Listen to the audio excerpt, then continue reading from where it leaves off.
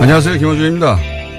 우리은행이 어제 제작 배포한 달력에 북한 인공기 그림이 포함된 데 대해 자유한국당은 탁상 달력마저 정권 아부에 이용하는 우리은행을 규탄하지 않을 수 없다며 비난 성명을 냈습니다.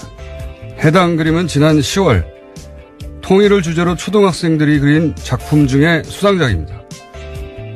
초등학생들이 남북 통일을 주제로 그리는데 그럼 양쪽 국기를 각자 그리지 성조기를 그립니까? 국기 관련 성명을 내려면 초등학생도 아니고 다 큰 어른들이 박근혜 석방하고 이재용 힘내라며 성조기 흔드는 걸 두고 내야죠. 박근혜 석방 주장할 수 있습니다. 재벌 총수도 응원할 수 있어요. 그런데 거기 성조기가 왜 나옵니까? 성조기 흔드는 그분들 자유한국당 지지자 아닙니까? 아이들 교육에 정말 안 좋은 건 통일을 주제로 남북한 길을 그리는 게 아니라 다른 나라 국기를 들고 나와서 탄핵된 자기 나라 전직 대통령을 석방하라고 요구하는 행위죠. 자유한국당은 그 행위를 초등학생들에게 논리적으로 어떻게 설명할 겁니까? 우리 보수는 무슨 일만 생기면 미국이 다 해결해 줄 거라고 믿어서 저러는 거다. 이럴 건가요? 자유한국당은 지금 초등학생들 걱정할 때가 아닙니다. 김어준 생각이었습니다.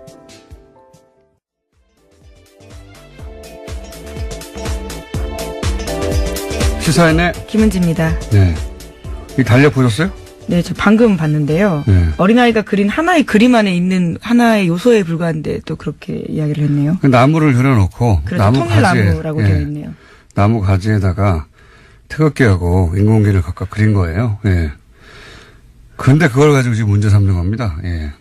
이게 이제 박근혜 대통령이 통일대박 얘기하고 나서 초등학교에서 통일 그림 대회 이런 거 많이 했거든요. 거기서 나온 거예요. 예. 이거를 문제 삼는 게 저는 신기합니다. 신기한데 아이들이 정말 신기할 거는 이게 성조기예요. 박근혜 전 대통령이 미국 대통령이 아니잖아요. 자유한국당이 미국 정당이 아니고 이재용 부의장이 미국 사람도 아닌데 왜 성조기를 들고 있어요? 이러면 대답해 줄 말이 없어요. 말이. 예. 네, 자, 그림을 보시면 알 수 있을 것 같습니다. 정말 텍스트보다는요. 아이가 그린 그림을 보면 그 의미가 확 와닿습니다. 그러니까 뭐 성명 들으면 초등학생들이 막 인공기 들고 흔들고 그런 줄 알았는데 그게 아니란 말이죠. 그림은 정말 초등학생들이 그냥 통일나무에다가 사람들이 주변에 있고 길을 그려놓은 건데 그걸 또 1월 1일부터 예, 비난 성명을 냈습니다. 근데 북한에서는 또 전혀 다른 메시지가 왔어요? 예. 네, 신년사였습니다. 어제 굉장히 화제가 됐었는데 북한 김정은 위원장이 어제 신년사에서 평창 동계올림픽 참여 의사를 밝혔습니다. 또 평창올림픽을 언급한 것은 이번이 처음인데요. 대표단 파견을 고려하고 있다면서 당국자 회담까지 제안했습니다. 실무 조율을 위한 당국자 회담이 열릴 경우에 2015년 12월 남북 차관급 회담 이후에 2년 동안 끊겼던 남북 대화가 다시 시작됩니다. 이 목소리는 직접 한번 들어보시죠. 남조선에서 머지않아 열리는 겨울철 올림픽 경기대회에 대해 말한다면 그것은 민족의 위상을 과시하는 좋은 계기로 될 것이며 우리는 대표단 파견을 포함하여 필요한 조치를 취할 용의가 있으며 이를 위해 북남 당국이 시급히 만날 수도 있을 것입니다. 대부분의 언론에 어제 이 김정은 위원장 목소리가 나갔는데 굉장히 색다릅니다. 예, 직접 들어보니까. 이 제안을 두고 이제 보수정당에서는 화전 양면, 그러니까 평화를 얘기하면서, 전쟁을 준비한다. 이런 전략에 불과하다. 이런 논평을 냈죠. 이를 두고 이제 언론도 이제 이게 평화 메시지인지, 화전 양면 전략인지 두고 봐야 한다. 이런 식으로 논평을 했던데, 하나만 하는 논평이죠. 당연한 거 아닙니까? 우리도 제재와 대화를 동시에 추구하는데, 국제관계에서 어느 일방이 자기 무기를 다 버리고, 무조건 상대로 수용하는 경우는 패전 항복 문서에 서명할 때밖에 없어요. 예. 평창에 가겠으니까 핵은 포기합니다. 이렇게 말합니까?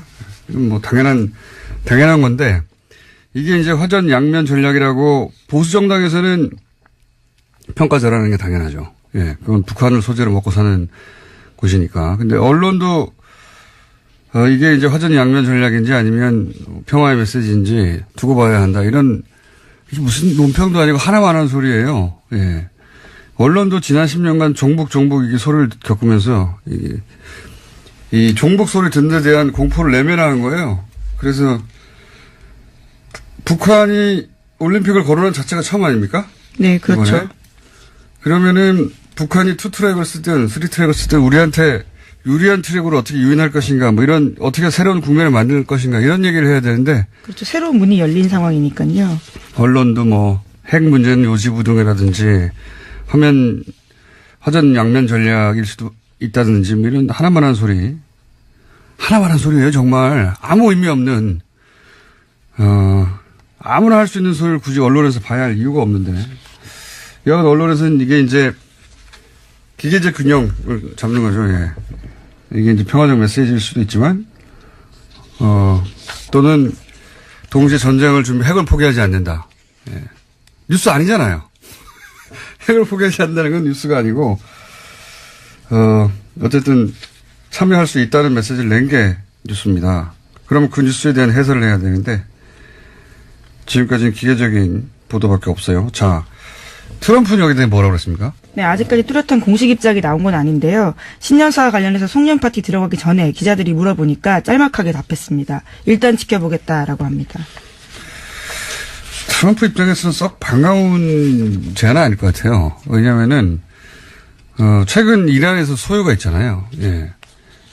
소위 서방의 경제 제재 때문에 네, 이제. 반정부 시위가 일어나고 예, 있습니다. 물가 상승하고 그래서 이란에 소요가 있거든요. 트럼프가 신나서 그 트윗하고 있어요. 예, 바라면서. 북한도 이렇게 이제 내부에서 소요 사태가 일어나고 막 그래야 본인이 했던 바가 죄송합니다. 갑자기 이렇게 큰 기침이 얘기치 않게. 근데 멀쩡하게 이렇게 평창 참여하고 이러면은 본인이 했던 어떤 제재나 압박 혹은 작년 내내 얘기했던 게 실현이 안 되는 거잖아요. 구현이 잘. 예, 그런데 청와대에서는요, 6시간 40분 만에 환영 입장 내면서 이 환영 입장은 한미 간 협의를 거친 내용이다라고 밝히긴 했습니다. 협의는 거쳤겠죠. 그렇다고, 싫다고 말할 수는 없는 메시지 아닙니까? 근데 어쨌든 반갑다고 화가하지 않고 지켜보자고 한 거는 그다지 반갑지 않은 거죠. 예. 트럼프 입장에서는, 트럼프 메시지는 그렇고요. 관련 뉴스가 또 있나요? 네, 이 서양 언론에서는 북한이 화해의 손짓을 했다라면서 한국 정부에 대화를 요구했다라는 제목을 달아서 신년사를 보도했습니다.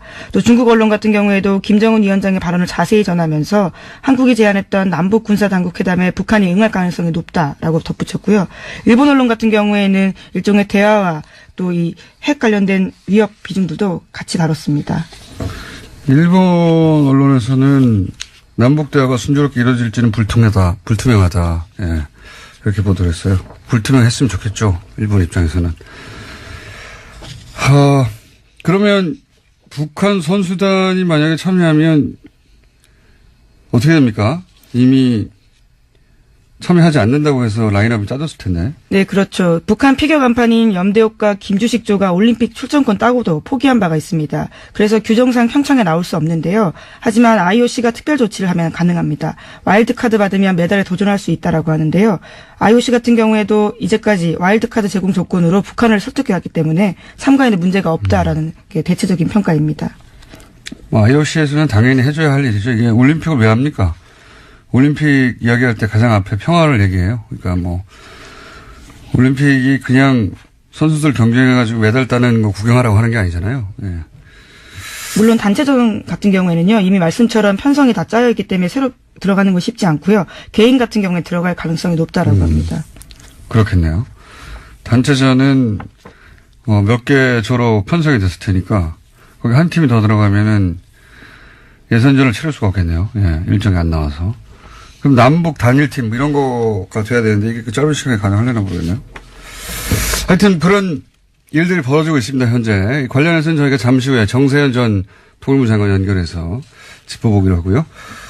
다음 뉴스는요? 네, 국방부가 박근혜 정부 시절 아랍에미리트와 비밀리에 상호 군수 지원 협정을 체결했다라는 오늘 아침 한국일보 보도가 있습니다. 이 협정은 양국 군대가 전시와 평시에 물자 용역을 지원하는 협정인데요. 2011년 아랍에미리트의 아크 부대를 파병한 데 이어서 군수 물자까지 지원하는 협정을 2013년 추가로 체결했다라고 합니다. 이에 따라서 유사시 아크 부대가 중동 지역 분쟁에 자동 개입해야 할 위험을 떠안게 됐다라고요. 이 신문은 지적하고 있습니다. 처음에는 이제 UAE는 MB 비리 관련인 줄 알고 자유한국당에서 굉장히 격하게 매일매일 성명도 내고 그랬었는데 이게 점점 알고 보니까 이게 군사 문제인 것 같고 그것만인지는 모르겠는데 말이죠. 그리고 그 과정에서 그 박근혜 정부, 이명박 정부의 갈등 이게 오히려 부각되고 있습니다. 박근혜 정부가 이명박 정부 시절에 맺었던 이 UAE 원전 관련해서 자기들 성과가 아니다 보니까 홀대했다 이런 얘기가 많이 나오잖아요. 제가 며칠 전에 얘기했지만 박근혜 정부 시절에 UAE 고위 관계자가 방한을 했는데 MB와 어쨌든 협정을 맺은 건 MB니까 MB와 미팅을 요청했는데도 MB 대신에 자신을 만나고 가라는 것도 아니고 박근혜 대통령 총리 정도 만나고 가라고 그래서 당시 그냥 가버렸다 이런 얘기 제가 며칠 전에 잠깐 들었었는데 언론에도 최근에 나오더라고요 이제. 예, 오늘 아침 중앙일보가 그와 관련된 보도를 했습니다. 제가 일주일 전에 한 얘기입니다 이거. 그런 일이 있었다고. 보수 정권끼리의 문제. 예, 그리고 게다가 박근혜 정부 시절에 이명박 정부 UAE 관련한 리베이트 문제. 예, 이런 것도 불거져 나오고. 이게 자유한국당의 대형 자살골이 되지 않겠나 싶고. 그리고 MB 역시 이건 저희 추정입니다. 예, 이거는 보도 어디 되는 게 아니라 저희 추정인데 MB 바레인에 가서 뭔가 하고 오지 않았나. 왜냐하면 요 시점을 앞뒤로 해서 UAE 쪽에서의 항의가 있었다고 하니까 거기 가서 이제 MB 역시 그 원전 관련해서 자기를 치려고 하는 줄 알고 거기 가서 예를 들어서 왕실의 리베이트를 건드리려고 한다든지 UAE 가서 그런 말을 한 게 아닐까. 뭔가 이간질이 있지 않았을까라고 저는 추정하는 바인데 어쨌든 그렇게 촉발된 UAE가 결국은 박근혜 정부와 이명박 정부의 관련 문제들을 마구 드러내고 있어요. 예. 네, 그와 관련해서 이명박 전 대통령이 처음으로 입을 열었는데요. 어제 기자들과 만나서 임종석 청와대 비서실장이 아랍에미리트 특사로 간 것에 대해서 내가 말 안 하는 것이 국가에 도움이 되겠다라고 이야기했습니다. 본인에게 도움이 되겠죠. 본인에게. 이런 얘기 안 하는 게. 네, 그러고 나서요. 측근들과 신년 할애식까지면서도 이런 이야기를 했다고 하는데 내가 하면 폭로여서 이야기할 수는 없다라고 하고요. 이면 계약 의혹과 관련해서는 없다라고 짧게 이야기했다고 합니다. 네. 이명박 전 대통령 원래 아니다 없다가 특이해요. 네.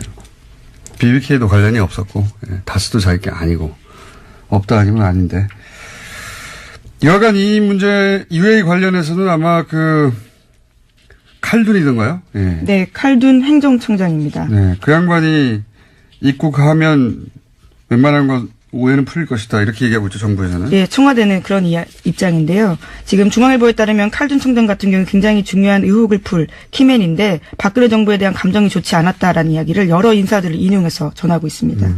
그러니까요. 제가 말씀드렸잖아요. 박근혜 정부 때 그런 일이 있었고 홀대를 당해서 관계가 좋지 않았다. 갑자기 근데 이 정부를 탓했던 자유한국당이 머쓱해졌고, 예. 칼둔은 참고로 맨체스터 시티 축구팀이죠. 회장입니다. 예. 어마어마한 부자인 거죠, 그러면요. 이 회장이라는 말은 구단주라는 얘기는 아니고요. 그런가요? 구단주는 예, 만수르입니다. 만수르. 그 유명한. 예. 만수르의 장남이 또 얼마 전에 입국에서 한국 가수에게 구애를 했다 이런 보도도 꼽사리로 나왔었죠.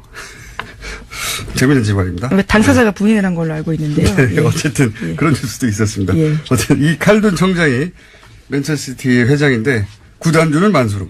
예. 이 양반이 오면 뭐 오해가 풀릴 것이다 얘기하고 있으니 좀 두고 보죠. 자, 다음 뉴스는 뭡니까? 네, 2016년 개성공단 정명 중단이 박근혜 전 대통령이 혼자 갑자기 내린 결정이라고 지난주에 전해드린 바가 있습니다. 통일부에서 밝힌 바인데요. 개성공단 중단 이후에 작성됐던 박근혜 정부 청와대 내부 문건이 나왔습니다. JTBC 보도인데 2016년 2월 17일 이병기 당시 대통령 비서실장의 지시가 담긴 문건입니다. 이것들을 보면요. 개성공단 기업협회장의 과거 야당 활동을 문제 삼으면서 공단 재개 여론을 관리하라라는 내용이 있고요. 또 당시 지시 중단에는 그동안 입주 기업이 돈 많이 벌었다는 점을 홍보하라면서 이러한 공단 중단이 불가피하다는 여론을 확산시키라는 내용도 있습니다. 이게 이제 최순실 씨가 오늘 얘기해서 갑자기 이렇게 됐을 거라고 하는 추정, 의혹 보도들이 꽤 있고, 그 주변에서 그런 얘기가 나왔었죠. 최순실 씨가 개성공단 관련 이야기를 했었다고, 예. 근데 이제 여기에 대해서 소위 대통령 비서실장의 지시 중에 가장, 치사한 것은 그동안 입주 기업이 돈을 많이 벌었다는 점을 홍보해서, 예. 여론이 이 입주 기업 편을 들지 못하도록 만들려고 하는 거죠. 이 정말 치사한 전략 아닙니까? 심지어 예, 그래서 개성공단 노동자 임금이 핵개발에 전용된다라는 논리를 통일부가 전파한 바가 있는데요. 이 또한 이번 통일부 정책개혁이 발표에 따르면요 사실이 아니다라는 겁니다. 근거를 찾지 못했다라는 거죠. 저는 오히려 그거는 이해가 가요. 예, 이해가 잘했다가 아니라 그런 논리밖에 없었겠지 이해가 가는데 이 자국 기업에 마타도를 한 거 아닙니까? 청와대가 걔네들 돈 많이 벌었다고 해서 편들지 못하게 해 사람들. 이런 치사한 전략을 청와대 비서실장이 만들어내서 그걸 뿌렸다는 거 아니에요, 언론에. 당시 언론 뒤져보면, 특히, 게시판에서 이런 여론 좀 많이 합니다. 돈 많이 벌었는데, 니네들, 이러면서. 댓글 알바들이, 댓글 부자들이. 그게 결국은 청와대 지시 사항이었다. 이런 거죠. 자, 오늘은 여기까지 해야 될 것 같습니다. 예. 왜냐면 저희가 인터뷰 2개가 연속으로 준비되거든요. 자, 시사인의 김은지였습니다. 감사합니다.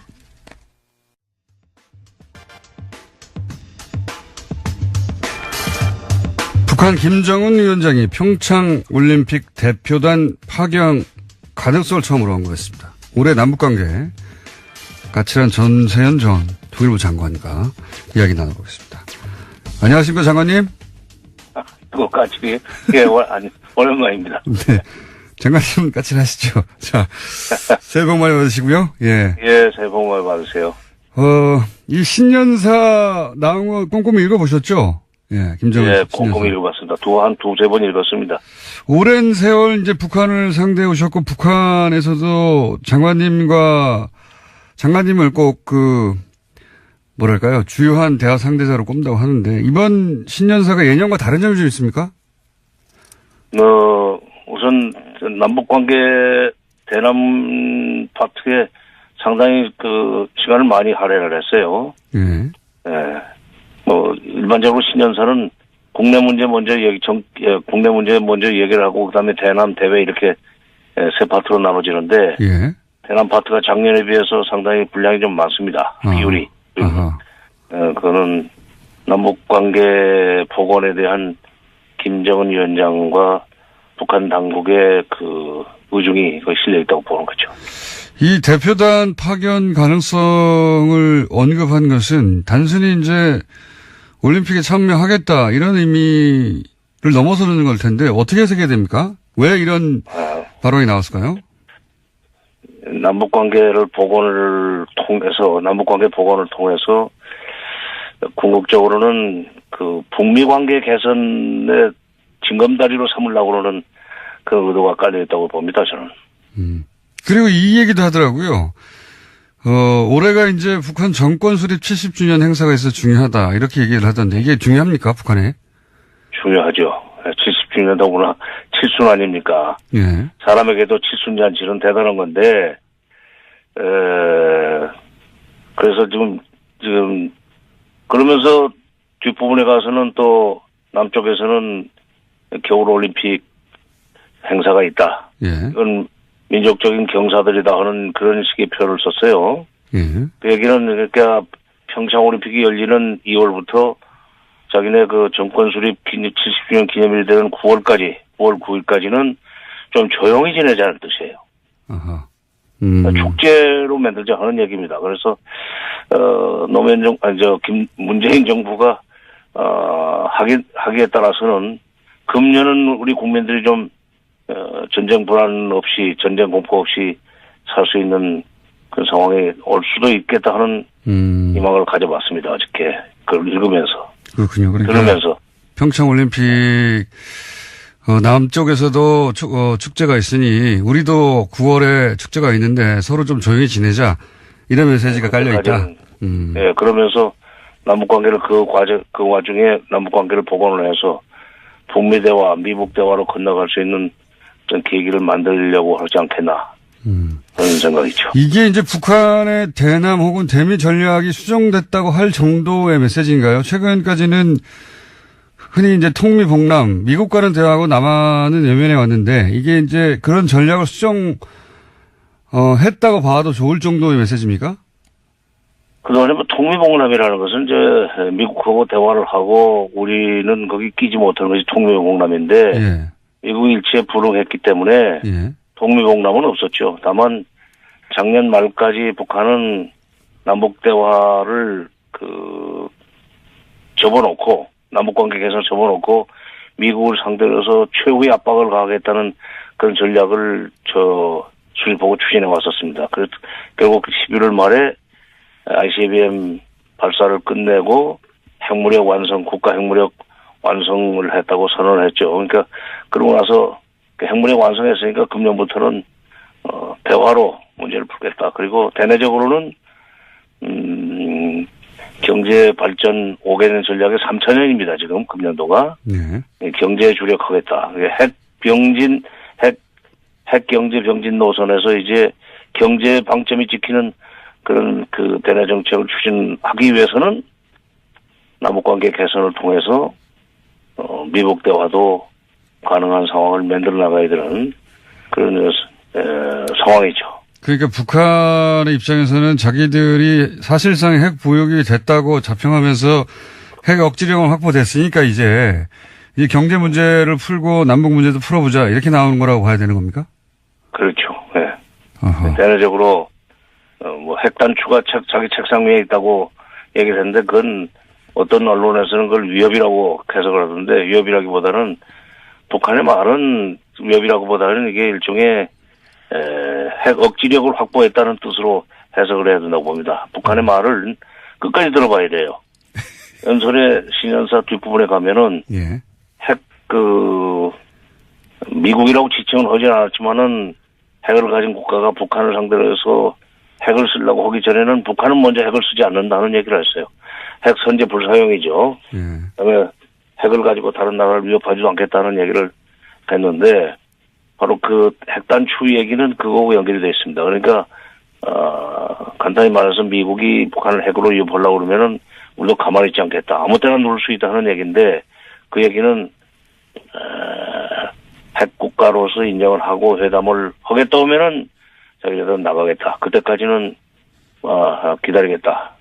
그건 뭐 미국이 알아서 결정을 하라. 그런 메시지죠. 그러면 이렇게 생각할 수도 있겠네요. 북한 입장에서는 올해가 70주년인데 70주년 되기 전까지는 핵 개발을 완료해서 핵 억지력을 확보하고 사실상 핵 보유국이 되겠다는 계획하에 작년에 유난히 이제 핵실험이 많았지 않습니까? 발사도.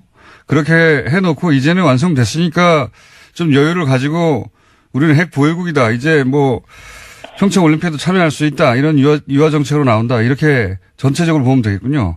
그렇죠. 바로 그겁니다. 그러니까 북한은 그걸 전략적 지위를 확보했다는 표현을 써요. 전략적 지위를 확보했다 자신들. 네. 그러니까 핵 국가로서의 전략적 지위를 확보했다. 이런 표현을 쓰는데 그 이제 마무리해놓고 작년 1년 동안에 마지막 피치를 올렸죠. 그래서 전략적 지위가 확보됐다고 보고 국내 경제 발전을 위해서 노력을 하는 동시에 남북 대화를 평창 올림픽을 계기로 남북 대화의 물꼬를 튼 뒤에 그걸 징검다리로 해서 미북 대화로 건너가겠다. 남한이 좀 다리를 놔달라 하는 그런 얘기를 아마 장차 하리라고 봅니다. 이게 지금 올림픽 대표단을 파견할 수 있다는 얘기를 김정은 위원장이 직접 했다는 얘기는 사실은 성사 가능성이 대단히 높은 거 아닙니까, 이게? 예. 실무 차원의 얘기가 아니라. 예. 네. 문재인 대통령이, 6월 달에 무주 태권도 대회 때부터 평창올림픽이 얘기를 꺼내지 않았어요. 예. 그 다음에 7월 달에 신베를린 구상에서도 이제 평창올림픽, 그 다음에 적시자 회담, 군사회담 등등 얘기를 꺼냈었는데 그야말로 노래를 부르다시피 했는데 드디어 북한에서 반응이 나오기 시작한 겁니다. 만약에 북한이 이 올림픽 대표단을 파견하게 되면 이게 어떤 급을 보내느냐도 굉장히 중요하지 않습니까? 어떤 급을 보낼까요? 단장. 예.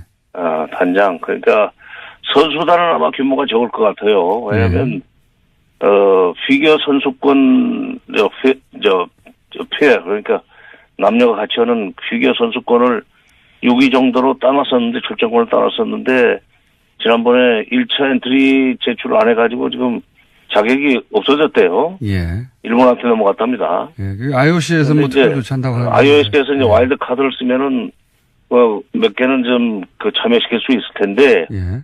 그러니까 규모는 크지 않을 겁니다. 아시안 게임처럼. 예.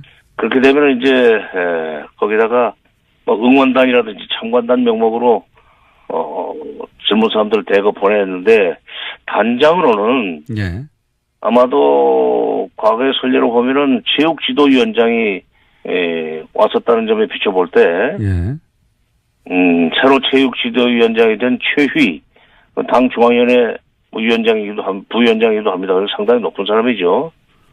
최휘 그다음에 대남 비서인 그 김영철 등등이 올 가능성이 있죠. 2014년인가요? 그때 인천 아시안 게임 때 최용해하고 김양근이 왔었는데 황병석까지. 예.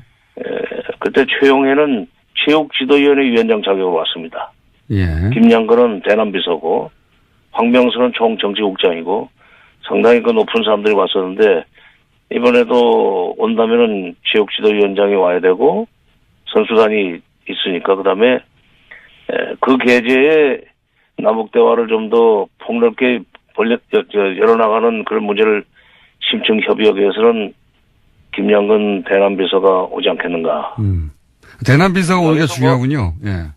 대남비서가 중요하죠. 예. 그게 이제 그쪽에 통일부 장관 격 아닙니까? 통전부장이니까.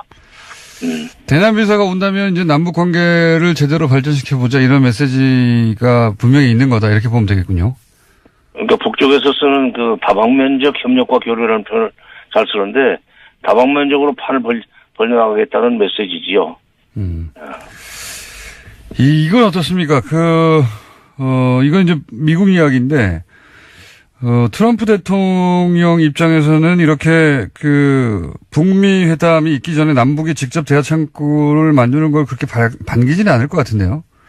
어떻게 보십니까? 네, 우선 1차적으로 남북 대화가 열리면은 대북 압박과 제재가 좀 김이 산다고 생각할 거예요. 그러니까요. 예. 그러나 대북 그 압박과 제재라는 것이 트럼프 대통령 자신이 직접 얘기했지만 결국은 대화를 끌어내기 위한 것이다. 대화로 끌어내기 위한 것이다라는 얘기를 한두 번만 했습니까? 그러니까 이번 남북 대화를 통해서 남북 평창올림픽을 계기로 한 남북관계 개선을 통해서 북핵 문제를 해결할 수 있는 대화의 어떤 모멘텀이 조성된다면 나쁠 것이 없죠. 그렇기 때문에 우리로서는 나쁘지 반대하기는 않은데. 어려울 겁니다. 반대하기는 어려울 겁니다. 물론 직접 반대하기는 어려울 것 같은데요. 특히 이제 보수 야당에서도 남북한 직접 대화가 한미 공조를 무너뜨린다 이런 식으로 공격할 게 거의 제가 보기엔 틀림없을 것 같은데. 그 참 하나만 알고 둘은 모르는 거죠. 북한이 언제든지 그런 식으로 미국과 한국을 소위 이간질을 한다고 그럴까 갈라치기 하는 것은 그 사람들의 속성입니다. 뭐 기본적으로 그렇죠. 그거에 말려드느냐 안 말려드느냐는 것은 우리 하기 나름이에요. 어떻게 꼭 북한이 하고 싶은 대로만 끌려간다고 그 패배주의적으로 생각을 합니까? 그러니까 북한이 설사 그런 의도를 가지고 있다 할지라도 우리가 전략을 잘 세워서 상황을 주도할 수 있으면 되는 거 아니에요. 그러기 위해서 지금 미국하고 이미 지금 협의를 해가지고 북한의 발표가 나온 뒤에 6시간 지난 뒤에 그 환영 입장을 표명하지 않았습니까? 그러니까 무슨 뭐 한미동맹을 깨뜨리기 위해서 그런 거다. 거기 이용당할 것이다 하는 식으로 하는 것은 반대를 위한 반대에 불과하고 전체 그림을 못 보는 그야말로 근시한 적인 그런 이 태도죠. 우리가 하기 나름입니다. 알겠습니다. 한 가지만 여쭤보면. 아무리 네. 시간이 거의 다 돼서 한 가지만 여쭤보자면 뭐 올림픽 북한 참석 문제는 올림픽 전까지 계속 나올 주제라 제가 다시 모시겠지만 오늘은 시간이 다 돼서 한 가지만 더 여쭤보자면 그 미국 그레이엄 상원의원이 이런 얘기를 했습니다. 올해가 가장 위험한 해가 될 거라고. 미국은 북한과 전쟁 준비를 해야 한다. 이렇게 얘기를 했는데 이 발언이 미국 보수 언론들의 평균적인 분위기라고 보면 됩니까? 아니면 이게 보수 의원들 중에서도 상당히 튀는 쪽의 이 생각입니까? 상당히 튀는 쪽이죠. 이 사람 본래 그 빌리 그레이엄 목사 아들이에요. 네네. 그런데 이제 아들은 뭐 이상하게 아주 극우 강경파가 됐는데, 제가 볼 때는 이 사람은 군산복합체의 마케팅 매니저 같아요. 상원의원이라기보다. 무기 시장을 늘리기 위해서 그냥 겁주고 전쟁 가능성이 있다고 그러면은 우리 이제 국방비 그 편성 끝났지만은 여러 가지 그 군사적인 대비 태세를 강화해야 된다는 여론이 조성되게 되면은 결국 무기 한 개라도 더 팔리는 거 아닙니까? 이거 군산복합체 마케팅 매니저인데 상원의원의 모자만 쓰고 있을 뿐이에요. 그런 얘기도 했었죠, 이 사람이. 한반도에 전쟁이 나도, 결국 거기서 죽는 거예요. 그쪽 사람들 죽는 거지, 미국 사람 죽지 않는다. 어찌 동맹국가에서 그런 소리를 할 수 있습니까? 알겠습니다. 장관님. 그런 사람한테는 교황님이 보내신 무슨 크리스마스 카드? 신년 카드. 예. 그 원폭 피해 소년이 자기 동생 없고 이를 악물고 있으면서 피가 흐르는 그거 한번 보여줘야 돼요. 네, 장관님 화 그만 내시고요. 다음에 또 모시겠습니다. 네. 오늘 여기까지 듣겠습니다. 감사합니다. 예. 네, 지금까지 정세현 전 통일부 장관이었습니다. 네. 자, 이렇게 다급하고 촉박하게 오신 적이 없었는데 오늘 왜 이렇게 시간을 촉박하게? 하태경 최고위원입니다. 예, 하태 새해 복 많이 받으십시오. 해피 뉴 이어. 중국말로 신년 콰일러. 제가 중국 발음이 조금 좋아서. 네, 중국말이 어울리네요, 중국어가. 예. 오늘 이제 통합 구체적인 계획을 잡아야 됩니다, 우리가. 아, 그래요? 예, 그래서 신났어요. 개막식 전까지는 완료를 해야 되기 때문에. 개막식이랑 평창 개막식 전까지 통합을 완료한다? 네, 통합 완료를 해야 되기 때문에. 예. 그래서 그거를 좀 토론을 좀 길게 해야 된다 해서 8시로 최고위원을 잡았어요. 여기서 빨리 하고 빨리 가셔야 되는 거예요. 빨리 가야 됩니다. 한 1, 20분 늦을 수도 있다 했는데. 최근에 다른 얘기 전에 마이크 켜진 줄 모르고 안철수 대표 코치한 소리가 나와가지고. 그것도 보셨구나. 예. 그거 한번 저희가 들려드릴까요? 모르시는 분들을 위해서. 준비가 안 됐나 봐요? 빨리 해야지 막아 뜨잖아요. 저희 PD가 멍하고 있다가. PD가 멍하게 특기거든요. 예, 이제 제가 지금 이야기 해드릴까요? 일단 들어보고요. 예. 자. 안 후보께서 대표가 되면은 합당 추진은 없는 겁니까? 저는 하지 않겠습니다. 국민의당 입장에서 통합이나 선거연대가 가능한 정당이라고 보십니까? 저는 선거연대 생각하지 않으면 통합이나 선거연대 반대당 이거 우리 PD가 제대로 준비를 못했네요. 예, 제가 그렇게 얘기하라고 준비가 안 됐어요. 제가 그렇게 하라고 준비했는데 역시 휴가 휴일증이 아직도. 네, 홍군형을 내줘야 되겠네. 이게 내용이 이제 안철수 대표한테 코치하시는 거 아닙니까? 조용히 마이크 없는 줄 알고. 제가 요즘 지난번에 제가 하태경이 안철수 책 사라고. 예? 그러니까요. 조용히 코치하신 내용이 뭐더라? 그게 아직 기억이 안 나네. 그러니까 이 핵심은 이대로 쭉 밀고 가시라. 그러니까 이대로 쭉 밀고 가시라. 이게 이제 맥락이. 네, 안철수 대표한테 이대로 쭉 밀고 가시고. 계속 하면 된다. 이렇게 그대로. 네, 그러니까 좌고우면하지 마시라. 네. 어쨌든 그런 일이 있었어요. 근데 마이크가 켜져 있는지 모르고 그 얘기 하시다가 안철수 대표 마이크 켜져 있다고 그러니까. 이게 역시 대표니까 노련함이 있더라고요. 난 대표가 안 돼봐서. 보통 이 마이크 박스가 있는데 그날은 박스가 안 보여가지고 근데 박스는 없이 마이크만 앞으로 쭉 있는 거예요. 저도 깜짝 놀랐습니다. 어쨌든 한번 찾아보시면 인터넷에 있습니다. 들킨. 요즘 바른정당 분위기 아주 좋죠. 호박이 넝굴째 들어오고 있지 않습니까 지금. 넝굴째. 솔직히 굉장히 감사하죠. 아니 안 대표. 제가 바른당은 가만히 있는데 그렇게 당을 막 합치자고 들고 오니까 당을. 안 대표 정말 감사하죠. 왜냐하면 저는 솔직히 이제 홍준표 대표하고 제 정치 생명을 건 일합이 아니라 그냥 죽고 사느냐 게임을 한 거예요. 바른정당 제가 최고위원 되자마자 일관되게 홍준표를 제가 날리겠다. 바른정당, 그러니까 요는 바른정당을 가만히 있는데 안철수 대표가 바리바리 다 싸들고 들어와가지고 같이 합치자고 하는 거잖아. 이 얼마나 그러니까, 기쁨에 넘치죠, 지금. 그게 왜 좋냐는 거예요. 왜 좋냐. 네. 좋은 이유가 딴 게 아니라 지난번에 얘기했죠. 홍 대표를 지방선거 이후에 TV에서 안 본다. 그만큼 국민들한테 스트레스 풀어주는 행복감을 주는 정치 뉴스가 또 있겠습니까? 10명 혹은 그 이하로 쭈그러들어서 없어지나 했는데 갑자기 당이 40명, 50명 당으로 커지는 거 아닙니까? 게다가 그 이상 커질 겁니다. 합당이 된다면 그 당의 대표는 유승민 대표가 돼야 한다는 여론이 안철수 대표보다 2배가 많은 게 최근의 여론조사예요. 표정 관리하기 힘드신 것 같아요, 요새. 그거는 네. 바뀔 수도 있을 것 같아요. 물론 왜냐하면 바뀔 수도 있는데. 안철수 대표가 제가 볼 때는 저점을 찍었어요. 이번에 저점을 찍은 줄 알았더니 계속 정당은 파고 들어가고 있는데. 그러니까 6에서 찍은 줄 알았더니 사까지 그러니까 지금 안 대표 인기가 그 국민의당 내에서는 떨어지고 있는지 모르겠는데 바른정당 내에서는 굉장히 올라가고 있어요. 아니, 그러니까 보수 지지층의 그 환호를 받죠, 당연히. 왜냐면 적어도 중도 진보 정도의 성향이라고 생각했던 정당을 이끌고 지금 바른정당 지지자들 혹은 바른정당에서 보기에는 사실상 품에 안기는 거 아닙니까? 보수뿐만 아니라 예. 지금 보수 지지층 중에도 민주당 쪽으로 간 사람이 굉장히 많아요. 어쨌든 신나죠, 네. 요즘. 그러니까 그 양쪽을 얼굴에 다 그냥 웃음이 활짝 피었어요. 그리고 게다가 이게 초반에 얘기 나올 때만 하더라도 굉장히 조심스러우셨잖아요. 혹시 왜냐하면 합당 안 하려고 그랬어, 솔직히 저는.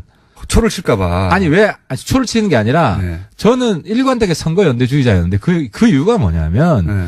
우리 당 지지자들 내에서 박지원 대표 거부감 있는 분들이 굉장히 많아요. 그러니까요. 저는 없어요. 근데 제가 그걸 무시할 수 없기 때문에 합당을 이야기할 수가 없었던 거예요. 근데 지금 그래서 알아서 박지원 그러니까 정동현 천정배 나가라는 식의 제스처를 알아서도 해주니까. 그게 아니고 박지원 대표가 이 합당에 대해서 결사 반대를 해주시니까 네. 우리 정당 지지하는 사람들이 이 합당에 대한 거부감이 없어진 거예요. 그러니까 박지원 대표 반대하는 당이잖아요. 그러니까 논리적으로 박지원 대표가 이 당에 안 온다. 저는 그래도 모시고 싶어요. 저는 그 지혜를 안 온다가 아니라 박지원 대표뿐만 아니라 뭐 정동현 천정배 혹은 호남 중진 혹은 호남 이외에도 이 합당에 반대하는 분들 그분들을 안고 갈 생각이 안철수 대표가 없으니까 기본적으로 처음부터 없다 보니까 바른정당 입장에서는 만약에 박지원 대표까지 안에 들어오면 굉장히 곤혹스러운데 지금 안 대표 속마음 모르겠지만 어쨌든 네. 그분들이 다 털고 온다니까 안 가겠다고 도와주니까 그러니까 안 대표도 속으로는 좋아할 거예요. 박지원 대표랑. 바른정당이 받기 쉬우라고 이분들 털고 가는 거예요. 안철수 그러니까 대표 이제 입장에서는 공장장님 자꾸 이게 털고 간다고 말씀하시는데 털고 가는 거죠. 제가 볼 때는 박지원 대표가 이거 가지고 본인 정치 장사를 하신 거예요. 윈윈이야. 박지원 지금 이 이슈에 있어서 제일 뜬 분이 박지원이거든요. 근데 그게 네. 역설적으로 우리 통합에 있어서도 촉매제가 된 거다. 그러니까 저는 박지원 대표가 너무 감사한 게 본인도 좋고 통합에도 좋고 이런 상생의 정치를 이 국면에서도 하신다는 게 감사한 거죠. 바른정당은 모든 게 만족스러운 겁니다, 지금. 반으로 설사 쪼그라들어도 20명 이상이 오죠. 게다가 보수 지지자들이 이제 흔쾌히 받아들일 수 없는 그 호남 중진들이나 혹은 이 합당에 반대하는 분들은 떨어져 나갈 것 같죠. 그러면 한 30여 명 정도 가지고. 아니, 그분들이 네. 기존에 했던 거 속죄를 하시고. 속죄요? 속죄를 하시고 통합에 밑거름이 되겠다 하면은 제가 또 열심히 구명운동할 마음도 있습니다. 이거 얼마나 여유 있어졌습니까? 그전에는 우리 없어진다 그러다가 갑자기 당이 3배로 늘어나는데. 정치가 모르는 거라니까요. 그런데 이 호남 중진들 혹은 이 합당 반대하는 분들이 이 합당 시도를 이 보수 야합이라고 부르는 거는 이해를 안 갔어요? 보수 야합이라고 부르잖아요, 그쪽에서는. 이렇게 한번 이 시청자분들이 한번 보시면 좋을 것 같은데, 유승민 대표가 제가 이 이야기하면 인정 안 할 텐데요. 사회 경제적 이슈에서는 굉장히 좌파예요. 그러니까 진보적인 면이 대선 있죠. 때 그때 정의당이랑 심상정이랑 뭐가 다르냐? 대부분 굉장히 보수적이고. 굉장히 진보적이고 북한 문제에 있어서는 굉장히 강경한 예. 상황이에요. 근데 극우적입니다. 북한 문제는 거의. 근데 북한 문제 있는데 지금 핵 네. 용인해야 된다고 국민의당에서 얘기하는 사람 아무도 없어요. 이게 아까 좀 전에 정세현 우리 이렇게 야합이라는 그 저쪽의 시각을 이해가 안 가시냐고. 야합이 아니라는 거지. 네. 왜냐면 우리 다 투명하게 다 공개해서 물밑에서 우리가 뭐 하는 게 있어요. 어제 이명박 전 대통령 신년 할애가 있었습니까? 거기에 바른정당 의원들 몇 번 가셨는데 누구 가셨는지 아십니까? 뭐 솔직히 저는 관심이 없어요. 저 고전에 네. 제가 좀 야합 좀 해보려고 귓속말을 해더라도 다 공개되는 세상에. 아니 생각해보세요. 이명박 전 대통령 시절에 국정원이 김대중 전 대통령 노벨상 취소 공작이 있었잖아요. 근데 바른정당 그게 천인 공날 일이죠. 그거는. 근데 바른정당 의원들이 이명박 전 대통령 신년 할애를 가고 안철 대표하고 합당 찬성파는 이호 여사한테는 인사 안 가고 이거 보면은 지금 저쪽에서 야합이라고 하는 게 이해가 가지 않습니까? 정치가 아무리 이해관계에 따라 변한다고 하지만 네. 옛날 같이 했던 사람 요즘 사정이 좀 어렵다고 안 가는 것 그건 정치인의 도리가 아니죠. 아니 저는 MB랑 정치를 같이 안 한 사람이기 때문에. 그러면 안철수 대표 쪽이나 합당파가 이호 여사한테 안 간 거는요? 바른정당이 이호여서 안 찾아간 거? 아니요. 바른정당이 이호 여사 안 찾아간 건 당연한데 네. 안철수 대표나 합당에 찬성하는 분들이 이호 여사한테는 어제는 안 가고. 박지원 대표는 갔는데 안 대표가 안 갔어요? 박지원 대표는 병원 때문에 못 가신 걸로 알고, 예. 다른 합당 반대파들은 가고 찬성파들 안 갔다 이거죠. 그건 내가 안 대표 만나면 다시 귓속말로 좀 늦었지만 다시 가시라. 그런데 이 정당에 소속된 오랫동안 김대중 전 대통령을 정신을 기린다고 하는 의원들이 이명박 대통령 할애 가는 바른정당하고 합친다는 게 야합이라고 생각되죠. 합당이 되면 안 대표가 못 챙기는 일 제가 다 챙기겠습니다. 뭐 이호 여사뿐만 아니라 김대중 대표도 그렇고 호남이 홀대받지 않는다.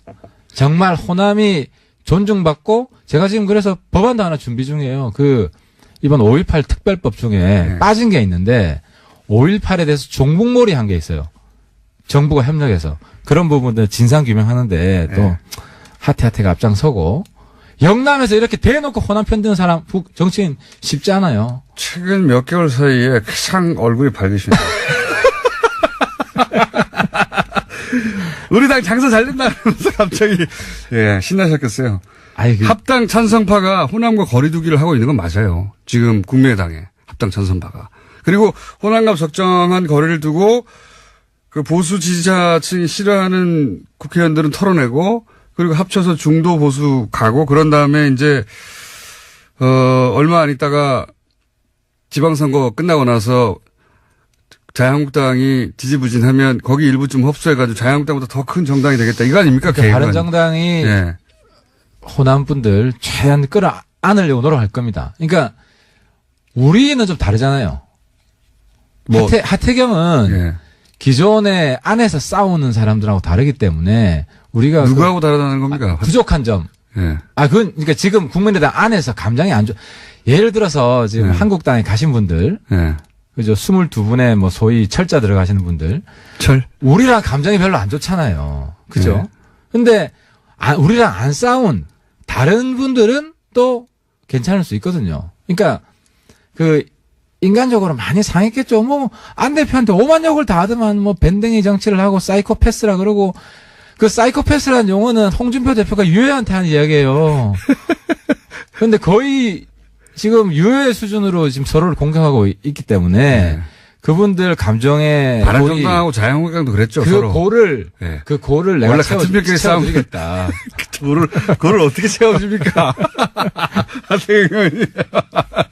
어떻게 채워줍니까? 그게 정치죠. 정치가 딴 게 있습니까? 못하는 걸. 근데 전당대회까지 갈 수 있을까요? 왜냐면은 제가 합당파가 보니까 꼼수가 만만치 않아요. 안 대표한테 요청한 게 반대파의 공격도 만만치 않거든요. 합당 안 됐으면 좋겠지 지금. 아니 합당이 안 됐으면 좋겠다기보다 합당파가 속마음이 지금 다 보이네. 저는 합당이 될 거라고 봅니다. 왜냐하면 합당을 해야 합당이 됐으면 좋겠죠. 반드시 해야 됩니다. 왜냐하면은 정치 발전을 위해서 그럼 내가 죽으니까. 아니 홍준표 대표를 TV에서 안 보게 하려면 이 방법밖에 없어요. 그리고 문재인 대통령 도와줄 건 제대로 도와주고 민주당도 제대로 도와주고 또 예를 들어서 같은 이야기라도 한국당이 이야기하면 안 먹히는 게. 지금도 안 도와주는데 합당되면 도와줍니까? 합당되면 더 안 도와주지. 합당되면은 합당에 가장 적극적으로 한 사람들 안 네. 대표랑 유 대표는 일선에서 물러날 거예요. 백이 정권할 겁니다. 아니, 대선이 많이 남았으니까 물러나도 되죠. 물러나지. 그러니까 저 같은 사람이 앞으로 부상해서 물러나고 아마 손학규 대표 정도가 나오겠죠? 뭐 그죠? 그때 되면 손 씨랑 하 씨가 주도하지 않을까 저는 그렇게 생각하는데. 본인은 그때도 2위입니까? 그때는 진검승감 해야죠. 한국 정치판이 달라질 겁니다. 하태경 의원님.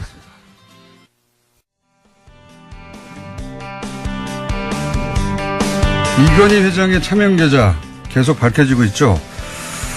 그런데 이 계좌에 대해서 과징금 징수가 제대로 되지 않고 있습니다. 왜 그런 걸까요? 이 문제를 작년 처음으로 제기했고 지금까지도 계속 문제 제기하고 계신 더불어민주당 박용진 의원 스튜디오에 나와 계십니다. 안녕하십니까? 안녕하세요. 박용진입니다. 새해 복 많이 받으십시오. 새해 복 많이 받으시고. 이 뉴스는 간간히 계속 나오는데 네. 복잡해요. 복잡하죠. 이게 이제 지난번에 천 몇백 개 나왔다고 했는데 그런데 특검 때 나온 거 이후 추가로 나왔다. 예. 그때 기억이 나고. 네. 또 얼마 있다가 계좌가 또 200개 더 나왔대. 네. 이런 얘기 나오고. 그런데 뭐 그 세금을 내라고 하는데 뭐 10년 부가대책 기간인가요? 예. 그러니까 소위 공소시효라고 보통 범죄에 대해서 이렇게 얘기하는데 세금에 대해서는 세금을 부과할 수 있는 기간 그 기간이 곧 끝난다는데 뭐 네. 얘기 나오고. 예. 근데 금융당국에서 과징금이나 그 세금을 내라고 부과했다는데 깡통 과세. 네. 근데 그게 이미 돈 다 찾아간 다음에 깡통에만 부과한다는데 뭐 이런 네. 이야기. 그다음에 혁신이가 과징금 내라고 했다는데 네. 근데 또 그 다음날 안 낸다는데 뭐 이런 이야기들. 네. 복잡해요. 이게 도대체 어떻게 된 건지 사건이 좀 일목요연하게 정리를 좀 해 주십시오.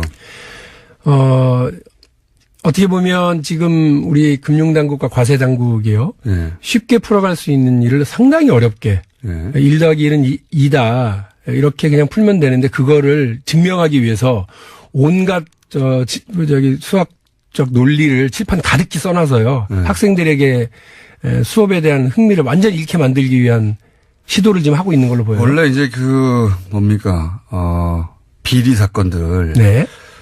그 사건을 국민들이 관심을 잃게 만드는 굉장히 고단위 수법 중에 하나가 고도 수법 중에 하나가 이렇게 복잡하게 만든 다음에 관심을 잃게 만드는. 예. 그런 기법이 있어요. 이게 아주 단순하게 보면 2008년 삼성 특검을 통해서 확인된 1199개 계좌에 대해서 예. 박용진이 손들고 얘기한 거 아닙니까? 네. 지난 9년 동안 이거에 대해서 금융실명법 위반에 따른 고율의 차등과세, 예. 이자 및 배당소득에 대해서 세금 거의 100%를 걷어가죠. 예. 그거 했냐? 안 했는데요? 그 대상도 아닙니다. 왜 자꾸 왜 이러세요? 거기서부터 시작됐죠. 이러다가 예. 2주 만에 아이고 박용진 의원님 말씀이 맞네요. 하이 네. 멋쩍네. 이렇게 해서 정리가 된 걸로 끝났었어요. 끝난 줄 알았어요. 저도. 끝난 줄 알았죠. 그런데 이제 어떻게 하고 있느냐면 과세당국은 계좌가 개설된 날짜로부터 10년 동안을 계산을 해서 세금을 걷어가야 되는데 예. 지금 현재 시점으로부터 과거 10년 사이에 걸려들린 게 있으면 걷겠다는 겁니다. 지금 시점이 2018년 1월 2일이기 때문에 예를 들면 이제 작년 12월에 시작을 했습니다만 2018년 1월 달에 계좌가 열려 있으면 그 계좌에서 발생되는 이자 및 배당소득에만 걷는다는 건데요. 다들 아시는 것처럼 2008년 4월 17일 이날이 되게 중요하다고 그랬습니다. 일단 박용진 생일이고 그리고 이날을 기준으로 모든 세금 계산이 왔다 갔다 하기 때문에 그래요. 네. 4월 17일 날 조준웅 특검이 발표한 날로부터 10년 사이에 걷겠다는 건데. 그러니까 잠깐만요. 정리를 네. 하면 지금 과세당국 금융위는 과세당국과 금융당국은 세금을 지금으로부터 10년 안에 열려있는 계좌에 대해서만 과세를 하겠다. 그렇습니다. 그런데 이제 의원님 말씀으로는 그게 아니라 계좌가 개설된 날로부터 10년간을 걷어야 된다. 이건가요? 그렇습니다. 그거는 제 주장이 아니고요. 금융실명법 부칙제 7조 그리고 그 7조 규정에 따른 규칙 3조에 따르면 금융거래 계좌의 개설일로부터 실명 전환일까지로 규정이 되어 있습니다. 그건 너무 당연한 것 같아요. 당연하죠. 실명하기 전에 그 법을 어겼으니까. 여기에 대해서 이제 국세청은 국세기본법이 있습니다. 국세기본법 23조에 따라서 그렇게 저희는 그 지금으로부터 10년 전 이 사이에 걷습니다. 그러는데 금융실명법에 뭐라고 되어 있냐면 이 법과 다른 법이 일치하지 않으면 이 법을 따른다고 되어 있어요. 아하. 명확하게 정리를 해놨습니다. 이미 다 정리되어 있네요. 예, 예. 그렇기 네. 때문에 국세청 이걸 따르면 돼요. 근데 그게 그런 게 있었어요? 이래가면서 지금 계속 느려터진 태도를 보여주고 있는 것으로 제가 판단을 하고 있어요. 그러니까 간단하게 요약하면은 2008년이 특검이 있었고 네. 그때 계좌 몇 개가 참여이라고 발표를 했죠. 네, 1199개요. 예. 근데 지금 금융당국은 그날로부터 그 이후 10년간 열려있던 계좌에 대해서만 과세를 하겠다. 근데 그때 돈을 찾아갔잖아요. 찾아갔죠. 2008년 4월 17일 이후에 네. 삼성은 그 돈을 해지하고 전환해서 다 가져가 버렸어요. 인출해서. 그러니까 남아있는 게 얼마 안 되지 않습니까? 없죠. 예. 그러니까 거기 과세해봐야 이미 빈 깡통 계좌라고 깡통 계좌에 계산하는 것밖에 더 되냐. 그러니까 해봐야 길어봐야 7, 8개월, 길면 1년 정도의 기간에 대해서만 걷게 되는 거죠. 왜냐하면 그 사이에 돈을 그렇습니다. 예. 천천히 찾아갔으니까 1년에 걸쳐 찾아갔으니까 예. 그때까지 남아있던 돈만 과세하게 되는데 네. 지금 금융실명법에 의하면 그게 아니라 개설을 했을 때부터 그렇죠. 10년이니까 그때는 돈이 몇천 원씩 들어있었잖아요. 그렇죠. 예. 거기다 과세를 해야 되는데 거기다 해야죠. 너무 당연한 거 아닙니까? 왜 그러죠? 당연한 거. 그러니까 우리 공장장님도 이거를 매일 파는 것도 아닌데, 그죠? 금방 이해가 가는데. 이해를 하시는데, 네. 과세당국과 금융당국은 딴소리를 합니다. 특히나 금융당국은 네. 명확하게 나와 있어요. 93년 YS가 그 긴급명령으로 발표한 금융실명제에 예. 따라서 93년 8월 12일 이전에 개설된 계좌에 예. 대해서는 과징금 대상이거든요. 예. 근데 이건희 회장의 1199개 계좌 중에 20개가 예. 93년 8월 이전에 개설한 것으로 나와 있어요. 예. 그러면 그것에 대해서 과징금 부과해야 되잖아요. 과징금이라는 거는 이게 원금의 50%를 걷어가는 겁니다. 세금도 아니고. 세금도 아니고. 이거는 그럼 행정처분입니다. 국세청이 낄 일도 없고. 그렇습니다. 소위 말해서 벌금이기 때문에. 그렇죠. 그냥 금융당국 이거 벌금 내 그러면 되는 거 아닙니까? 예, 게다가 그 각 부처별로 이제 이른바 적폐청산위원회 비슷한 게 만들어졌잖아요. 예. 그래서 그 금융당국에도 금융행정혁신위원회라는 것이 만들어져서 지지난주에 그 발표를 했어요. 예. 그래서 거기에 뭐라고 딱 나와 있냐면 삼성 이건희 회장과 관련해서는 과징금 부과가 타당하다고 되어 있습니다. 그럼 너무 제가 그냥 듣기로도 너무 타당한데요. 타당하죠. 예. 근데 그거를 거의 빛의 속도로 예. 그 다음 날 금융당국 위원장이 나와서 그런 거 하면 안 된다고 바로 그냥 단칼에 끝나버렸습니다. 그래요? 예. 황당하죠. 이 양반은 도대체 뭔가 예를 들면 그 한일 위안부 그 이면 합의에 대한 TF가 만들어져서 발표를 했잖아요. 예. 이거 문제가 있다라고 발표를 했는데 예. 강경화가 빛의 속도로 나와서 강경화 장관이 이런 거 받아들일 수 없어요 하고 딱 그냥 그 묵살해버리는 거랑 똑같은 한일 위안부 꼴입니다. 협정은 문제 없는 겁니다. 그대로 일본이 원하는 대로 그대로 가야 돼요. 이렇게 말한 거랑 똑같은 거네요. 그럼 똑같죠. 이거 황당했어요 진짜. 이게 도대체 무슨 일이지? 그래서 내가 지금 정권이 아직 안 바뀌었나 이런 생각을 잠깐 할 정도로. 금융당국에 대해서 과거 정권이 임명한 사람들이 여전히 줄을 이루고 있다 이런 얘기는 쭉 있어 왔는데 네. 그러면 금융당국이 지금 특히 삼성에 관해서 이런 과징금이나 그 세금 부과에 대해서 굉장히 소극적으로 나오고 있다. 예. 이건 명백한 사실인 거죠. 이건 팩트로 확인할 수 있고 여러분들이 판단하시면 됩니다. 그러니까 과징금을 대통령 네. 이게 이 혁신위원회가 이거 삼성에 과징금 내도록 하세요. 세금 내도록 하세요 하는데 금융당국 여기서 금융당국이라는 건 금융위를 말하는 거죠. 금융위원회입니다. 최종구 금융위원장이 바로 빛의 속도로 그걸 거부했는데 더 정말 웃긴 건 뭐냐면 삼성이 더 무서운가 본데요. 현 정부보다. 참 답답한 노릇이죠. 그런 얘기가 나오고 있으니까 답답한데 금융행정혁신위원회가요. 만들어진 거는 금융당국 스스로가 만든 거예요.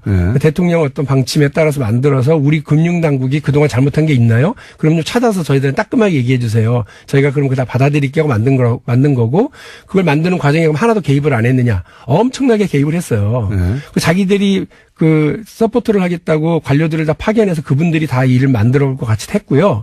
그리고 그 자기들 마음에 안 들면 특히 이건희 차명계좌에 대해서는 과징금 반드시 해라라고 나온 거를 찍찍 긋고 이거 다만 뭐 어쩌고 밑에 자기들 부대 의견 엄청 달아달라고 때를 써서 그렇게까지 달아갖고 나온 권고 아닌데 그거를 그냥 한 순간에 그냥 그 묵사발로 만들어버렸죠. 이거는 그러면서 뭐라고 그랬습니까?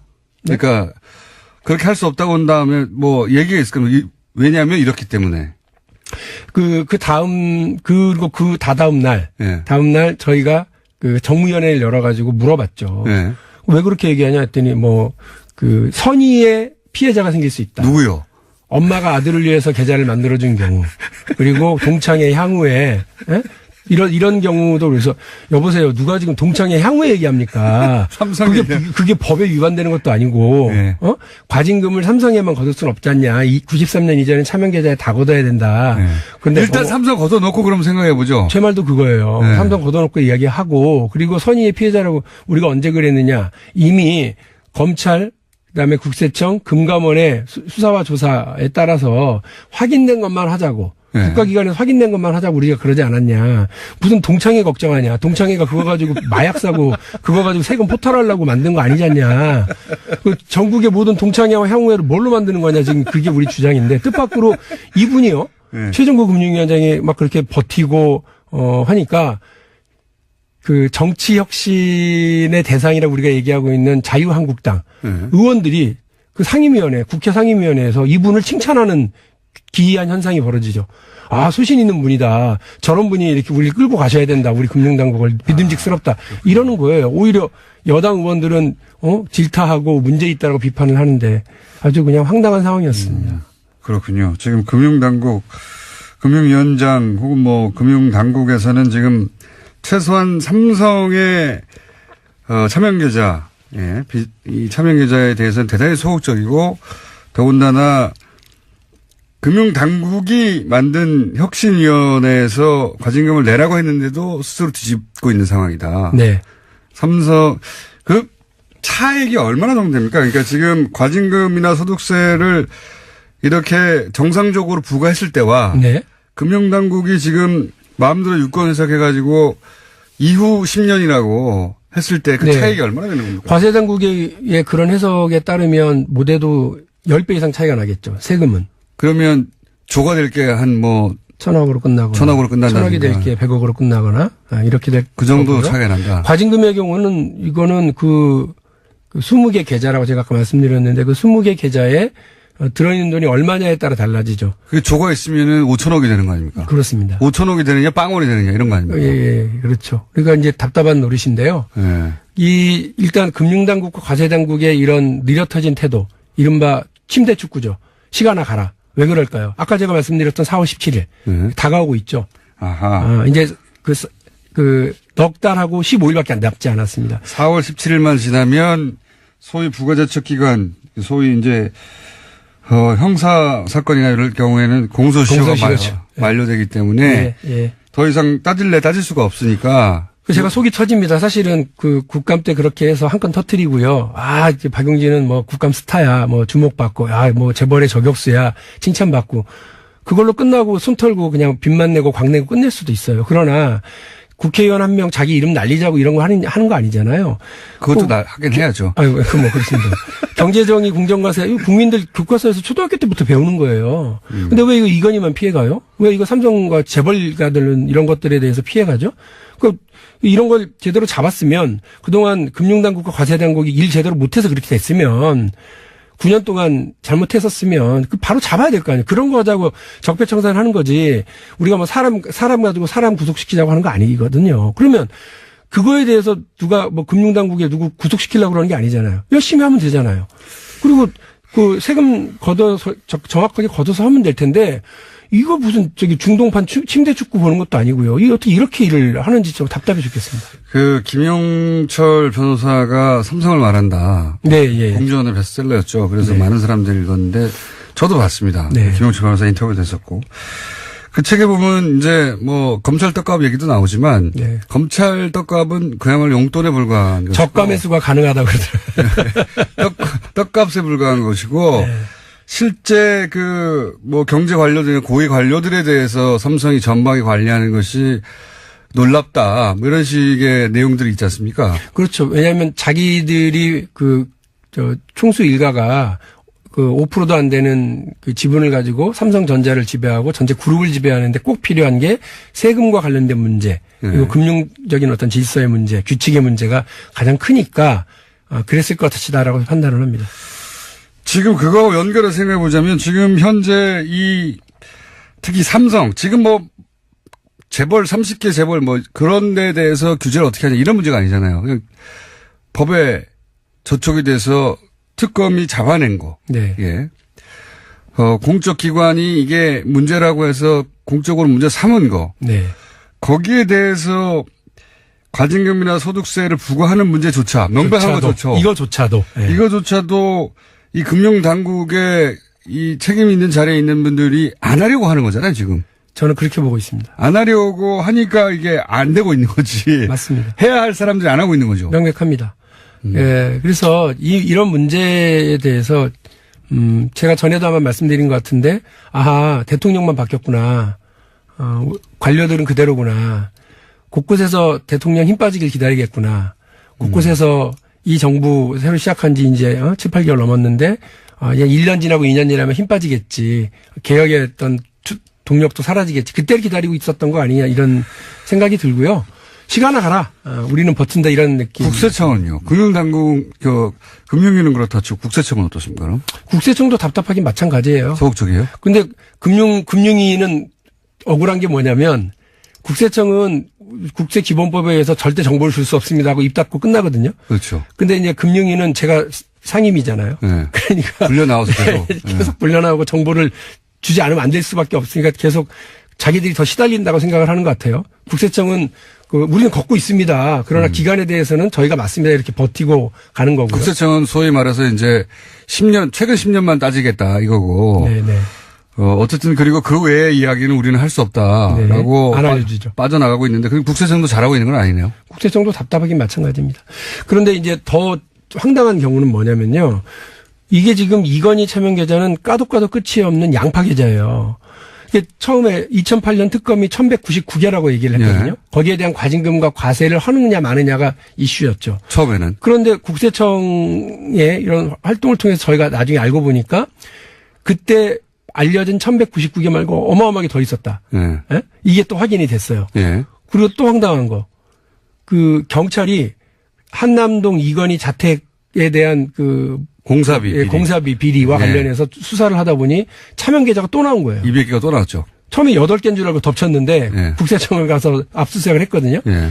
그랬더니 한 200개가 나왔다는 거예요. 사실은 국세청이 털어보려고 하면 다 털어볼 수 있는 거 아닙니까? 사실 다 갖고 있는 것 같아요. 왜냐하면 제가 아까 국세청도 별로다라고 말씀드린 게 2011년에 이 차명 계좌들과 관련된 자진 납세를 받았대요. 그러면 국세청은 뭘 해야 되느냐면 탈세와 관련된 수사를 해달라고 검찰에 수사 의뢰를 해야 됩니다. 네. 근데 안 했어요. 이거 안한구 총장하고 얘기해야 될 내용인데요. 네. 이게 안 했으니까 어떤 일이 벌어지는 거냐면 검찰은 수사를 안 해요. 그리고 그 시간이 거의 다 돼가요 또. 이것도 역시. 이것도 마찬가지죠. 예. 그러니까 이거 정말 문제가 많은 거예요. 그러니까 모두가 알 사람은 다 알고 있었는데 아무도 이 부분에 대해서 바로잡으려고 노력하지 않았다는 게 드러나죠. 자, 그 다음에 또 더 황당한 거. 삼성 힘 세네요. 정말 세죠. 제가 또 하나 말씀드리면 지금 2008년 특검, 그다음에 국세청, 그리고 경찰이 알아낸 것이 까도 계속 나왔죠. 네. 이번에 금융감독원한테 제가 너희들 그때 1199개 계좌 전체 다 전수조사 했어? 전수조사 다 하진 않았대요. 그럼 해봐. 뭐가 또 나올 줄 알아? 그래서 해봤더니 그때 1199개 말고 32개가 또 나온 거예요. 차명 계좌가. 그리고 더 놀라운 거예요. 제가 아까 93년 이전 계좌가 20개라고 말씀드렸죠. 7개가 더 있대요. 그러니까 이 27개의 그 과징금 대상이 확인이 된 거고요. 현명관 전 부회장의 경우를 보더라도 그 양반 그때 88년도인가에 개설해 놓은 거기에 2천억 원이 있었거든요. 그 2천억 원이 88년도에 개설한 거예요. 93년 이전에 개설한 거예요. 그러니까 중요하고 규모가 큰 거는 다 93년 이전일 것이다라고 유추가 가능하고. 덩어리가 큰. 그렇죠. 그게 27개라 그러면. 거기 하나 2천억 들어있으니까 1,000억씩만 들어있어도 그게 2조가 넘는 거 아닙니까? 그렇습니다. 그래서 이거 과징금 문제 피해가면 안 돼요. 정말 중요한 문제고요. 법을 바로 집행하고 정의를 바로 세우는데 가장 기본이라고 저는 봅니다. 이건희처럼 힘센 사람이 무릎 꿇어야 그게 법이죠. 가난하고 힘없는, 그리고 아들 위해서 만들어 놓은 통장 하나 만들어주는 엄마한테만 집행하는 게 법이냐고요. 지금 그러면 이게 조세당국 또는 뭐 금융당국의 인적 교체는 당장 어려운 겁니까? 그 대통령께 있는 인사권을 왜 저에게 물으십니까? 저는 아무런 그렇네요. 힘이 없는, 예. 정무위에 가면 밖에서는 여당 의원인 줄 알지만 정무위원회 가면 야당이 칭찬하는, 예. 그래서 저희가 야당입니다. 정무위에서는 저희가 야당이에요. 이 금융 쪽에서는 전혀 교체가 안 된 거네요, 말하자면. 사실 그렇죠. 우리 검찰 같은 경우는 바뀌면 확 바뀌잖아요, 라인이. 그런데 금융당국 같은 경우는 이른바 모피아라고 그럽니다. 이게 너무 복잡하고 어렵고 전문적인 일이다 싶으니까 외부에서 사람을 수혈해서 잘 하지를 못해요. 딱 한 번 그런 적이 있었는데 뭐 자기들 내부에서 왕따를 만들어서 그 바보로 만들어버린다고 나중에 후에 평가를 듣더라고요. 저희들끼리 돌아가는 일이다. 그렇습니다. 그래서 오히려 금융위원장은 뭐 1년, 2년 정도 하고 나면 끝나지만 그 다음에 자기 여생이 다 그 관료들 사이에서 뒤를 봐주고 협력하고 같이 살아나가는 그런 분위기라서 쉽지 않대요. 검찰총장도 그 뭔가 개혁적인 조치를 하려고 그러면 네가 뭐 10년만 년 검찰총장 하냐라고 이전 검찰총장들한테 전화 받는다는 거 아닙니까? 그렇게 해서 어려운 거예요. 그러니까 전문적이고 그 어떤 똘똘 묻혀 있는 관료 집단들은 그 내부를 개혁하는 것이 정말 어렵습니다. 이거 어떻게 해야 됩니까, 이거? 박용진 의원이 금융위원장 해야 되는 거예요? 저는 능력이 안 되니까 저를 시키면 안 될 것 같고요. 네. 그러나 어쨌든 이 부분을 어떻게 고칠 건지 대통령도 고민하시고 청와대도 고민하시고 총리도 고민하시고 우리 여당의 대표도 고민하시고 해야 됩니다. 여당 원내대표 우리 우원식 대표 또 여당의 정책위 의장 김태년 정책위 의장 정말 분발하고 너무 열심히 잘하고 계시거든요. 그러니까 수시로 싸워요, 관료들하고 이분들이. 그러니까 당정 협의도 하고 하지만 수시로 그 어떤 마찰을 불사하고 뭐 의견을 개시하고 하는데 정말 걱정스러운 건 시간이 가면 갈수록 벌써 6, 7개월밖에 안 지났는데 이게 빳빳하게 고개 세우고 지금 하고 있는 거 아니겠습니까? 시간이 가면 갈수록 어렵겠네요. 가면 갈수록 어렵고 우리한테 남은 시간은 얼마 안 되고 침대 축구는 지루하게 진행되고 있고. 이게 이제 언론에서 뭐가 문제, 지금 5분만 설명해도 금방 이해가 가는데. 네. 당연히 통장을 개설했을 때부터 따져야 되는 것 같아요. 네. 당연하죠. 네. 불법은 그때 일어난 거니까. 그렇습니다. 예. 따져야 되는 건데 이렇게 간단 명료한 게 언론을 통해서 제대로 전달되면 사람들이 공부를 하게 되고 여론이 만들어지고 그럴 텐데 몰라요. 그러니까 언론도 역할을 못하고 있는 겁니다, 여기. 그리고 잘 쓰질 않습니다. 삼성 관련한 것이라서요. 삼성 관련 잘 안 쓰는 건 뭐 보도 지침이 따로 있지는 않아도 삼성 관련해서는 알아서 안 쓰는 언론이 너무 많아서요. 게다가 박용진이 문제가 많다고 쓰는데도 내가 그런 경우가 더 많죠. 예. 의원님이 문제가 있을 수는 있죠. 물론요. 그러나 의원님 문제가 있는 건 별개고 저에 대해서 비판을 쓰려고 그러면 저에게 전화라도 한번 해서 뭐가 문제냐고 물어는 봐야죠. 그런 건 안 하고 바로 쓰죠. 아니, 그러니까 의원님이 개인적으로 또는 다른 문제가 있는지는 저는 관심이 없고 의원님이 찾아내는 이 문제는 문제가 확실한데 그렇죠. 이게 전달이 안 된다는 게 문제네요. 예. 정확하게. 아니 그래서 제가 사실은 오늘 보통 이렇게 나와주세요라고 청하잖아요.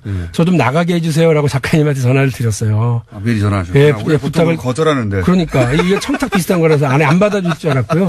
네. 정말로 이 거대한 관료의 벽, 그다음에 언론의 침묵의 벽 여기에 그냥 짱돌 하나 던진다라는 심정으로 나왔어요. 저희가 이 문제는요. 매주는 안 되고 계속 모시겠습니다, 그러면. 예, 아니, 그렇게 부탁드리고요. 네. 그리고 이제 또 하나. 조금씩 새로운 거 들고 나와주세요. 네, 그렇게 할게요. 그리고 시간이 좀 있으면 하나 더 말씀을 드리고 싶은데. 시간이 거의 다 됐으니까 빨리 해주십시오. 그 2008년에 삼성 특검 자체가 아예 부실하게 끝났다는 건 다시 한번 확인을 하고 있습니다. 첫 번째로는 부실 수사죠. 계속 드러나고 있는 차명 계좌, 까도 끝이 없는 양파 계좌. 충분히 알 수 있었는데 그냥 대충 하다 덮은 것 대충 같아요. 한 거 부실 수사죠. 그다음에 봐주기 수사입니다. 이 87년에 사망한 이병철 회장의 그 재산이 왜 93년 이후에 이것이 왜 승계됐고 이것이 왜 그 상속으로 됐는지 확인도 안 하고 그냥 그렇게 해줬으니까 봐주기고요. 마지막으로 면죄부입니다. 배임 횡령, 비자금 이렇게 고발이 됐는데 배임 횡령 비자금이 아니라 아버지로부터 물려받은 거다라고 해서 깔끔하게 돈을 챙겨줬지. 그렇죠. 죄는 털어주고 돈은 챙겨준.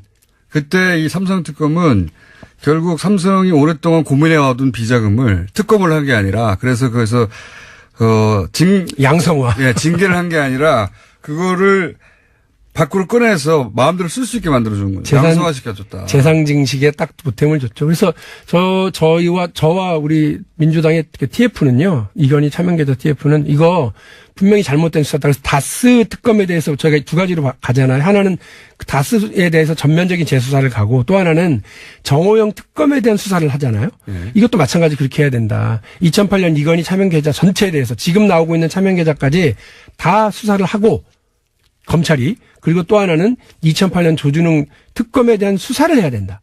무슨 일이 있었길래 그렇게 수사를 엉터리로 했는지. 거기까지는 알겠는데요. 예, 당연하신 말씀인데 거기까지 가기는 굉장히 먼 일인 것 같고 일단 과세부터 하죠. 네. 과세하고 과징금부터. 그거조차 안 될 가능성이 높아 보이네요. 왜냐면은 불과 4개월 남았네요. 불과 4개월 남았습니다. 네. 4개월 금방 가거든요. 저희가 4개월 4월 17일로 이 만료되기 전에 계속 네. 괴롭히기로 하겠습니다. 예. 그렇게 좀 해 주시고 국민 여러분들께서도 관심 많이 가져 주십시오. 예. 자, 여기까지 청탁에 의해서 출연 청탁에 의해서 출연하시게 된 박용진 의원이었습니다. 감사합니다. 네, 고맙습니다.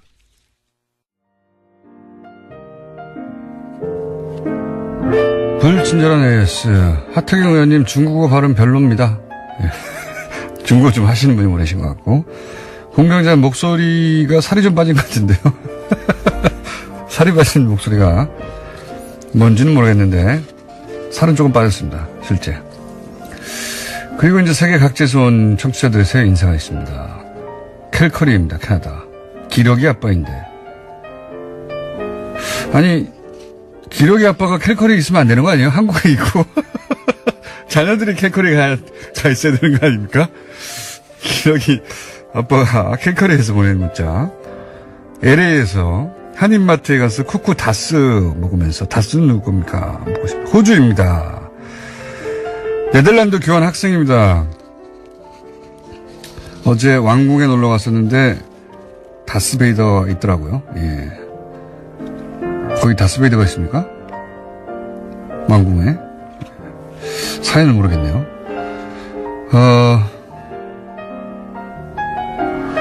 첫 출근 기념 옵션 열기 제보합니다. 어제 댓글 보다가 느낀 건데 정부 비판하는 댓글은 덥석을 모두 덥석으로 똑같이 틀리더라고요. 아마 처음에 지정에 내려올 때 맞춤법이 틀렸나 봅니다. 네. 그리고 청와대를 청화대로 다 썼더라고요. 애통합니다라고. 댓글 부대 실력 이거밖에 안 되냐고. 댓글 부대 있습니다. 예. 그리고 이명박 박근혜 정부 때 초등학생 통일 포스터 수상작 제보합니다. 하고 보내셨는데 여기에 인공기가 다 걸려 있습니다. 초등학생들한테 통일 포스터 만들려고 그러면 다 이렇게 하죠. 당연히.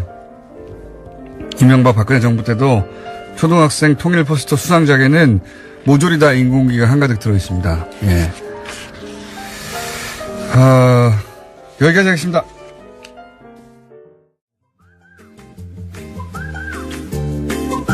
칼 플란이 약간 유명한 사회연구소.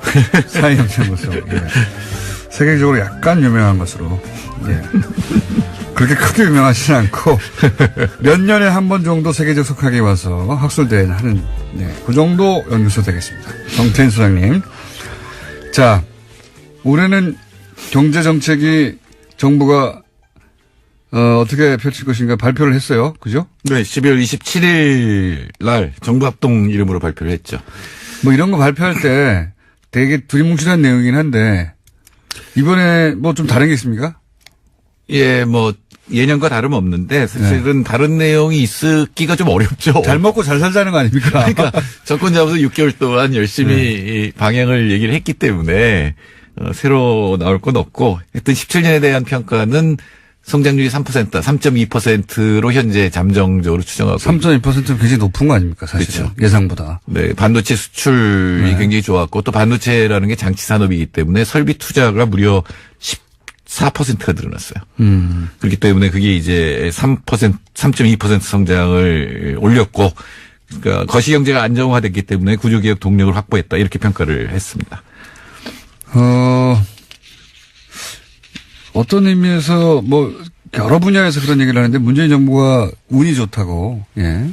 예, 운 좋죠. 네, 운이 좋다고 얘기하는데 이 경제 부분에서 적어도 2017년에 3% 성장 반도체 수출에 힘입은 3% 성장은 사실은 문재인 정부가 만들어낸 성과는 아니에요. 그렇죠. 예. 아닌데 문재인 정부 취임 첫 해에 나온 성과이기 때문에 그 혜택은 있게 되는 거죠. 그렇죠. 만일에 그게 없었다면 2% 초반대 성장일 가능성이 굉장히 높거든요. 예.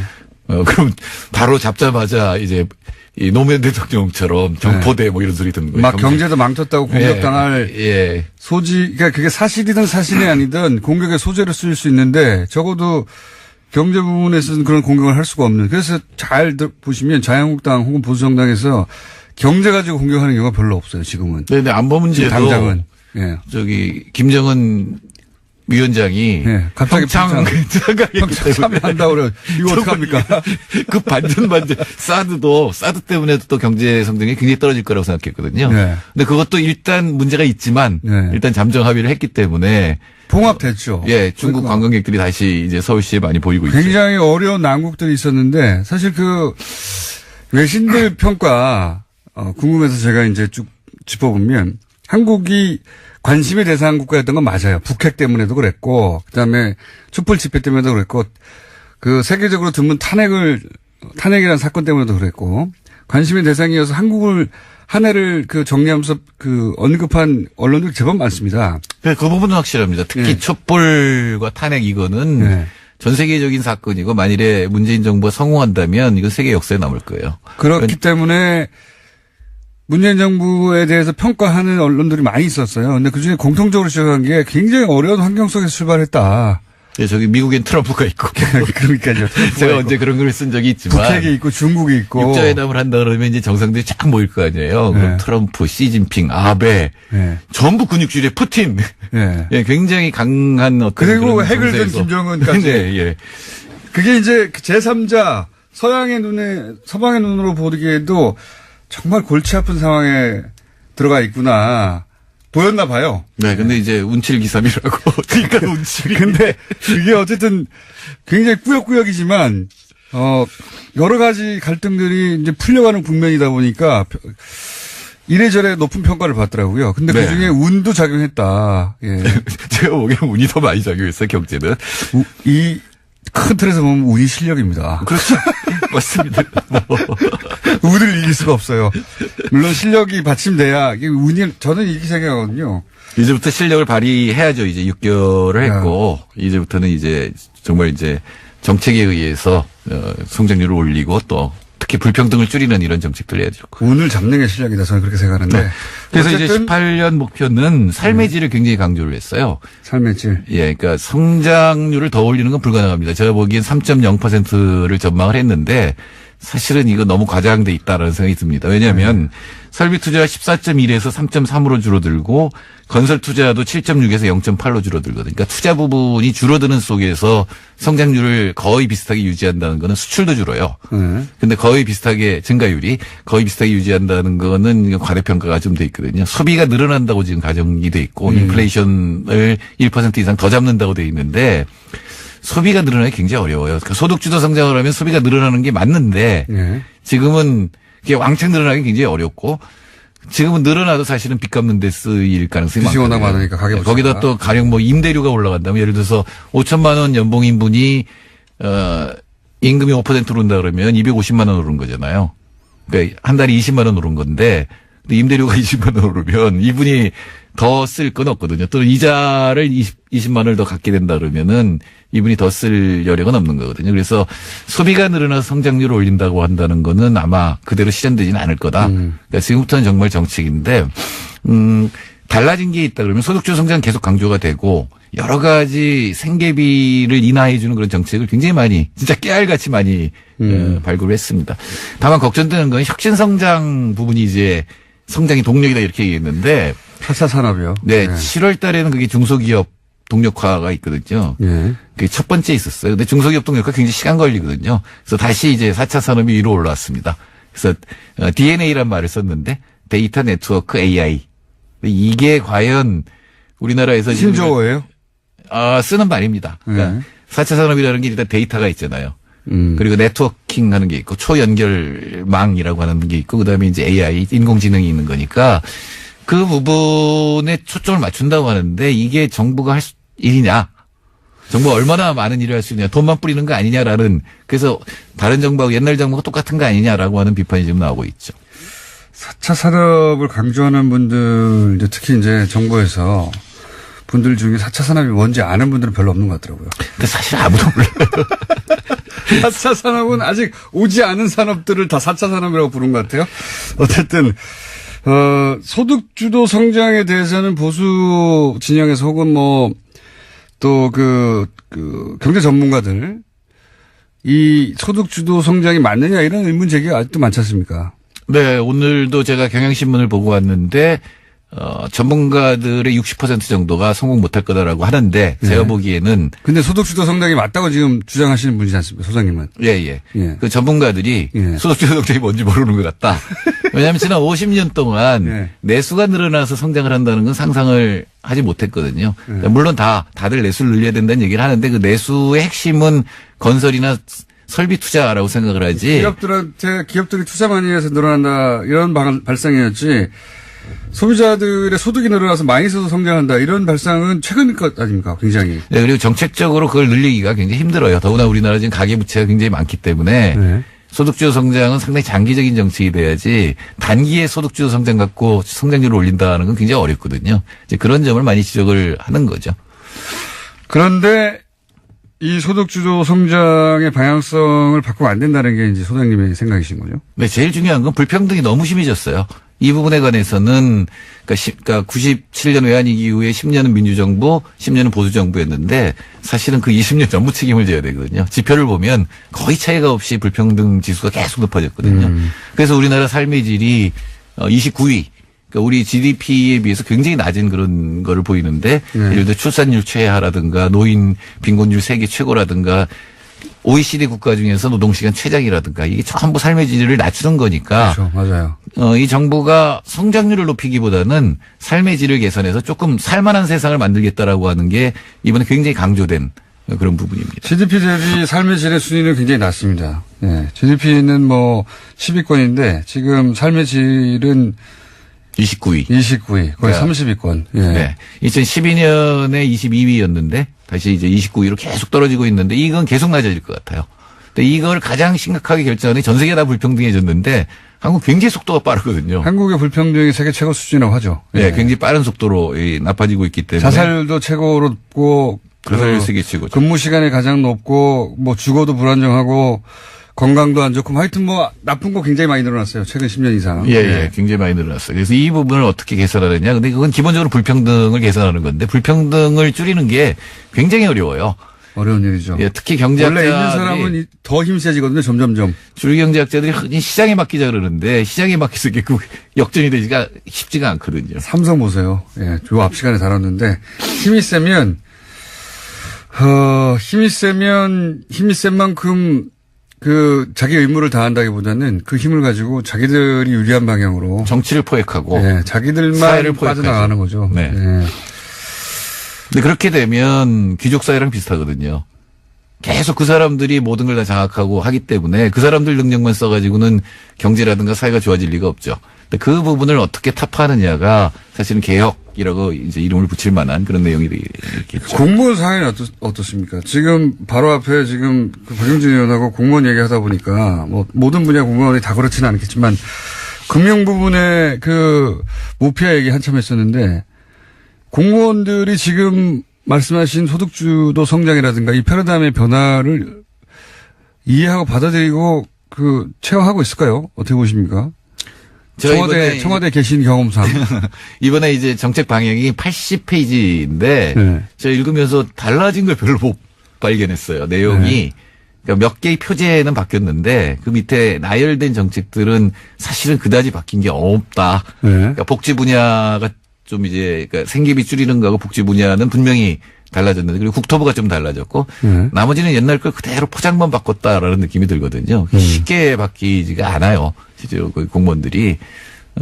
아까 조금 전에 들으니까 박영진 의원이 여당 의원인지 야당 의원인지 모를. 본인은 야당 의원이라고 하더라고요. 가면. 예. 그런 느낌이 드는데 그건 무슨 얘기냐면 청와대나 이 핵심적인 어떤 정책을 청와대가 또 기재부는 공정이나 이 장들이 아주 강하게 밀고 나가야 되거든요. 근데 지금은 상당히 정치적으로 부드러운 거를 하려고 하는 것 같다라는 느낌이 듭니다. 그래요? 네. 그러면은 좀 무리수가 따르더라도 장을 일제히 교체하고 이걸 강한 드라이브를 걸어야 되는 겁니까? 아니요. 장 자체를 교체할 필요는 없고요. 장들에게 대통령이 힘을 주고 네. 더 강하게 해라 이런 것들이 그 중에 근데 하나. 장은 예를 들어서 그 장이 대통령보다 대통령은 뭐 4년 반 있으면 없어지고 삼성은 영원한데 난 삼성 편 들어야지 이렇게 생각하면 어떡합니까?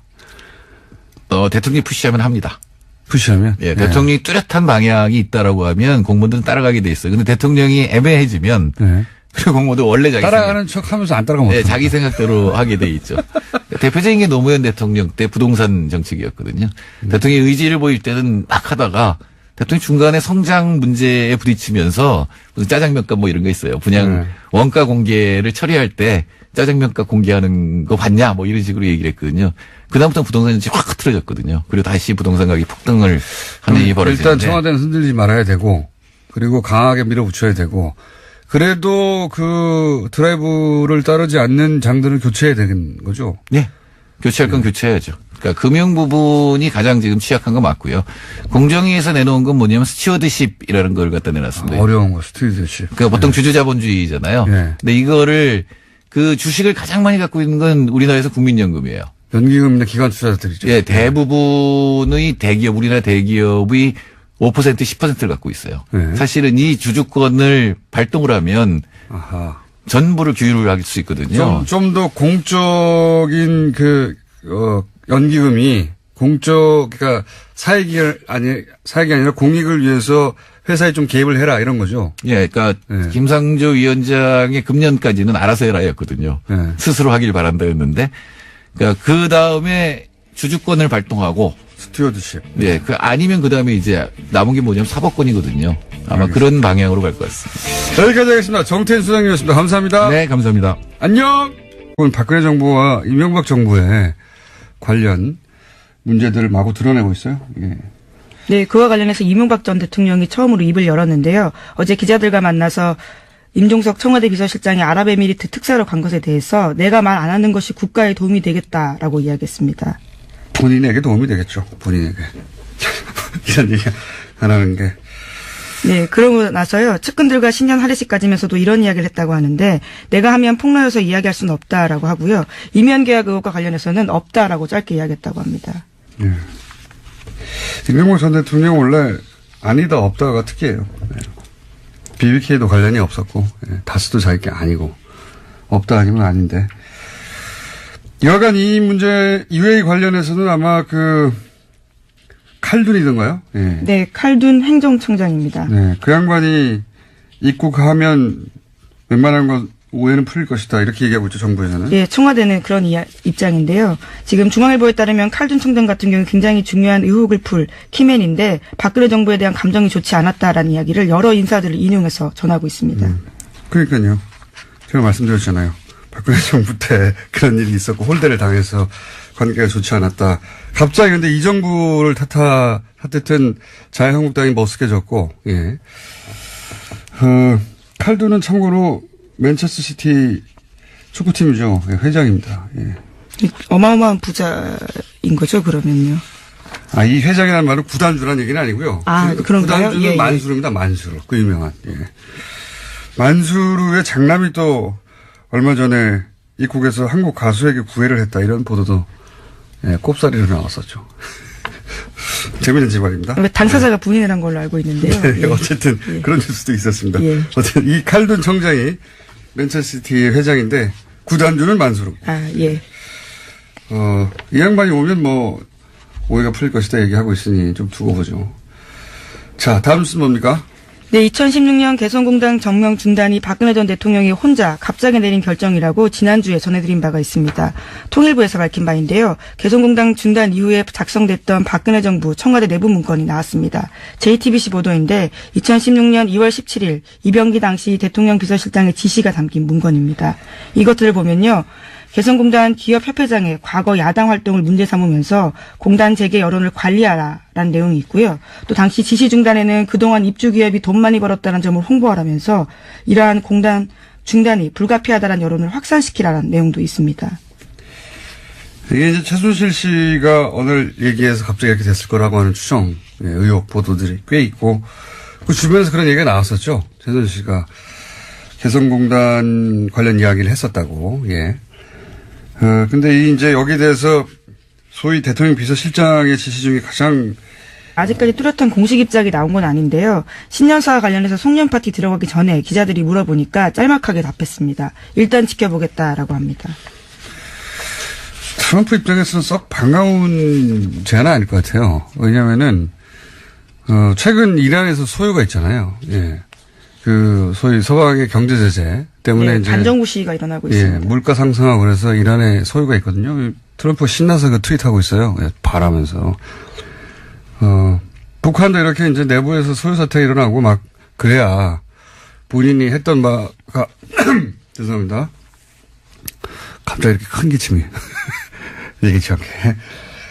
근데 멀쩡하게 이렇게 평창 참여하고 이러면은 본인이 했던 어떤 제재나 압박 혹은 작년 내내 얘기했던 게 실현이 안 되는 거잖아요. 구현이 잘.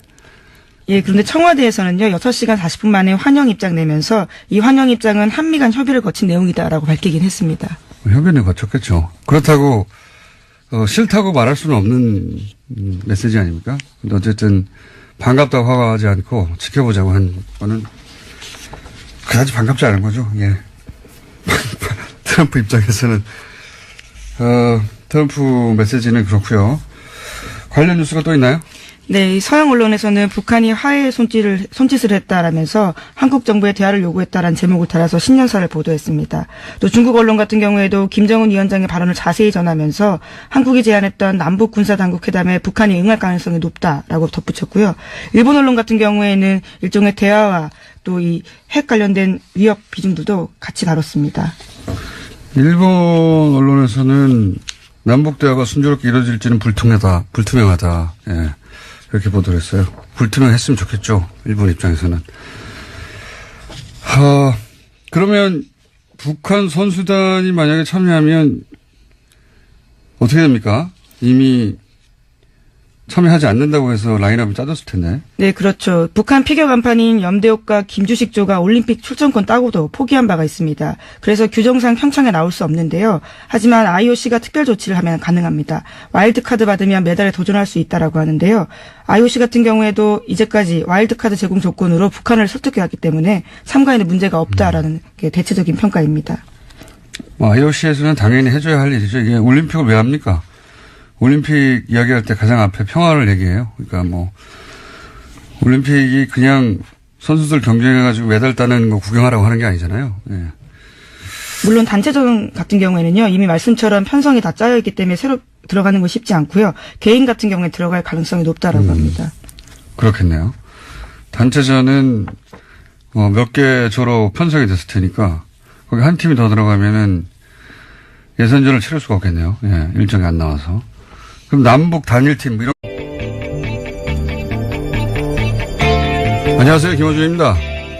우리은행이 어제 제작 배포한 달력에 북한 인공기 그림이 포함된 데 대해 자유한국당은 탁상 달력마저 정권 아부에 이용하는 우리은행을 규탄하지 않을 수 없다며 비난 성명을 냈습니다.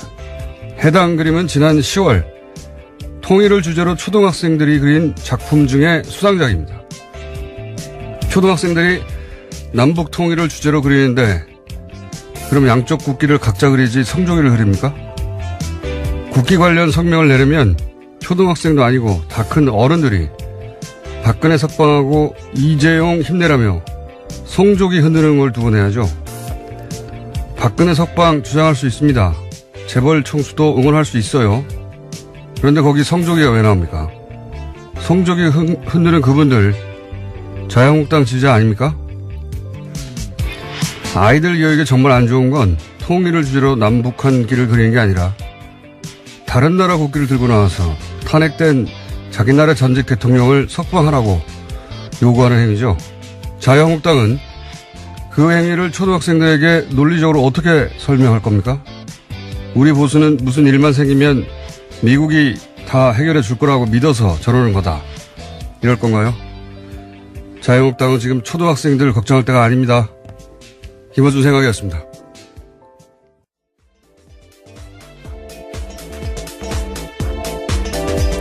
시사인의 김은지입니다. 네. 이 달력 보셨어요? 네, 저 방금 봤는데요. 네. 어린아이가 그린 하나의 그림 안에 있는 하나의 요소에 불과한데 또 그렇게 이야기를 했네요. 그 나무를 그려놓고 그래서 나무 통일나무라고 가지에, 되어 있네요. 나무 가지에다가 태극기 하고 인공기를 각각 그린 거예요. 예. 근데 그걸 가지고 지금 문제 삼는 겁니다. 예. 이게 이제 박근혜 대통령이 통일대박 얘기하고 나서 초등학교에서 통일 그림 대회 이런 거 많이 했거든요. 거기서 나온 거예요. 예. 이거를 문제 삼는 게 저는 신기합니다. 신기한데 아이들이 정말 신기할 거는 이게 성족이에요. 박근혜 전 대통령이 미국 대통령이 아니잖아요. 자유한국당이 미국 정당이 아니고 이재용 부의장이 미국 사람도 아닌데 왜 성조기를 들고 있어요? 이러면 대답해 줄 말이 없어요. 말이. 예. 네, 자, 그림을 그러면 보시면 알 수 있을 것 같습니다. 정말 텍스트보다는요. 아이가 그린 그림을 보면 그 의미가 확 와닿습니다. 그러니까 뭐 성명 들으면 초등학생들이 막 인공기 들고 흔들고 그런 줄 아는데 그게 아니란 말이죠.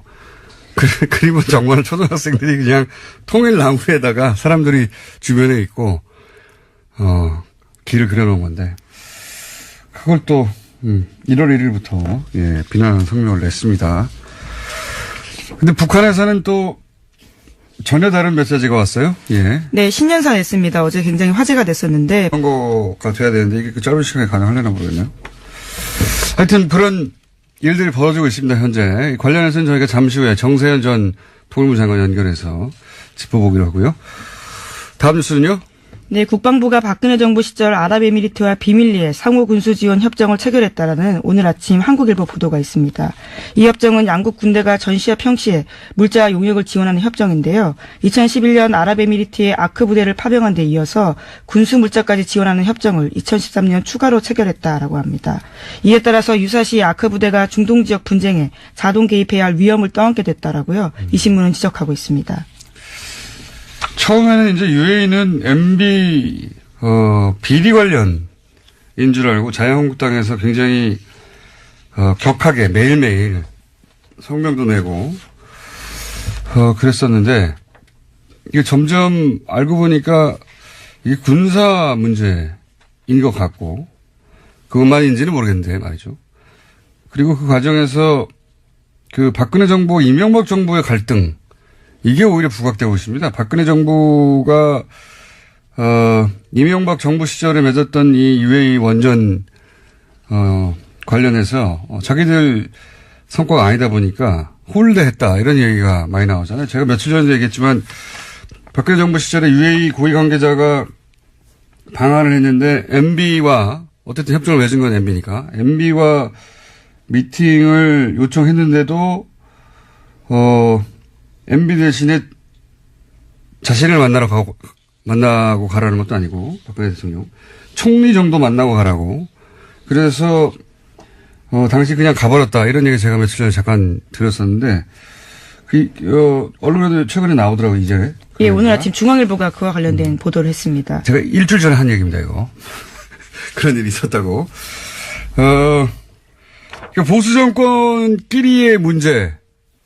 예. 그리고 게다가 박근혜 정부 시절에 이명박 정부 UAE 관련한 리베이트 문제 예. 이런 것도 불거져 나오고 이게 자유한국당의 대형 자살골이 되지 않겠나 싶고 그리고 MB 역시 이건 저희 추정입니다. 예. 이거는 보도 어디 되는 게 아니라 저희 추정인데 MB 바레인에 가서 뭔가 하고 오지 않았나. 왜냐하면 요 시점을 앞뒤로 해서 UAE 쪽에서의 항의가 있었다고 하니까 거기 가서 이제 MB 역시 그 원전 관련해서 자기를 치려고 하는 줄 알고 거기 가서 예를 들어서 왕실의 리베이트를 건드리려고 한다든지 UAE 가서 그런 말을 한 게 아닐까.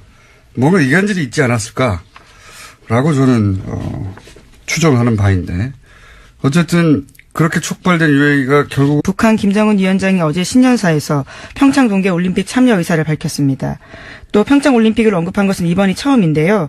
대표단 파견을 고려하고 있다면서 당국자 회담까지 제안했습니다. 실무 조율을 위한 당국자 회담이 열릴 경우에 2015년 12월 남북 차관급 회담 이후에 2년 동안 끊겼던 남북 대화가 다시 시작됩니다. 이 목소리는 직접 한번 들어보시죠. 남조선에서 머지않아 열리는 겨울철 올림픽 경기대회에 대해 말한다면 그것은 민족의 위상을 과시하는 좋은 계기로 될 것이며 우리는 대표단 파견을 포함하여 필요한 조치를 취할 용의가 있으며 이를 위해 북남 당국이 시급히 만날 수도 있을 것입니다.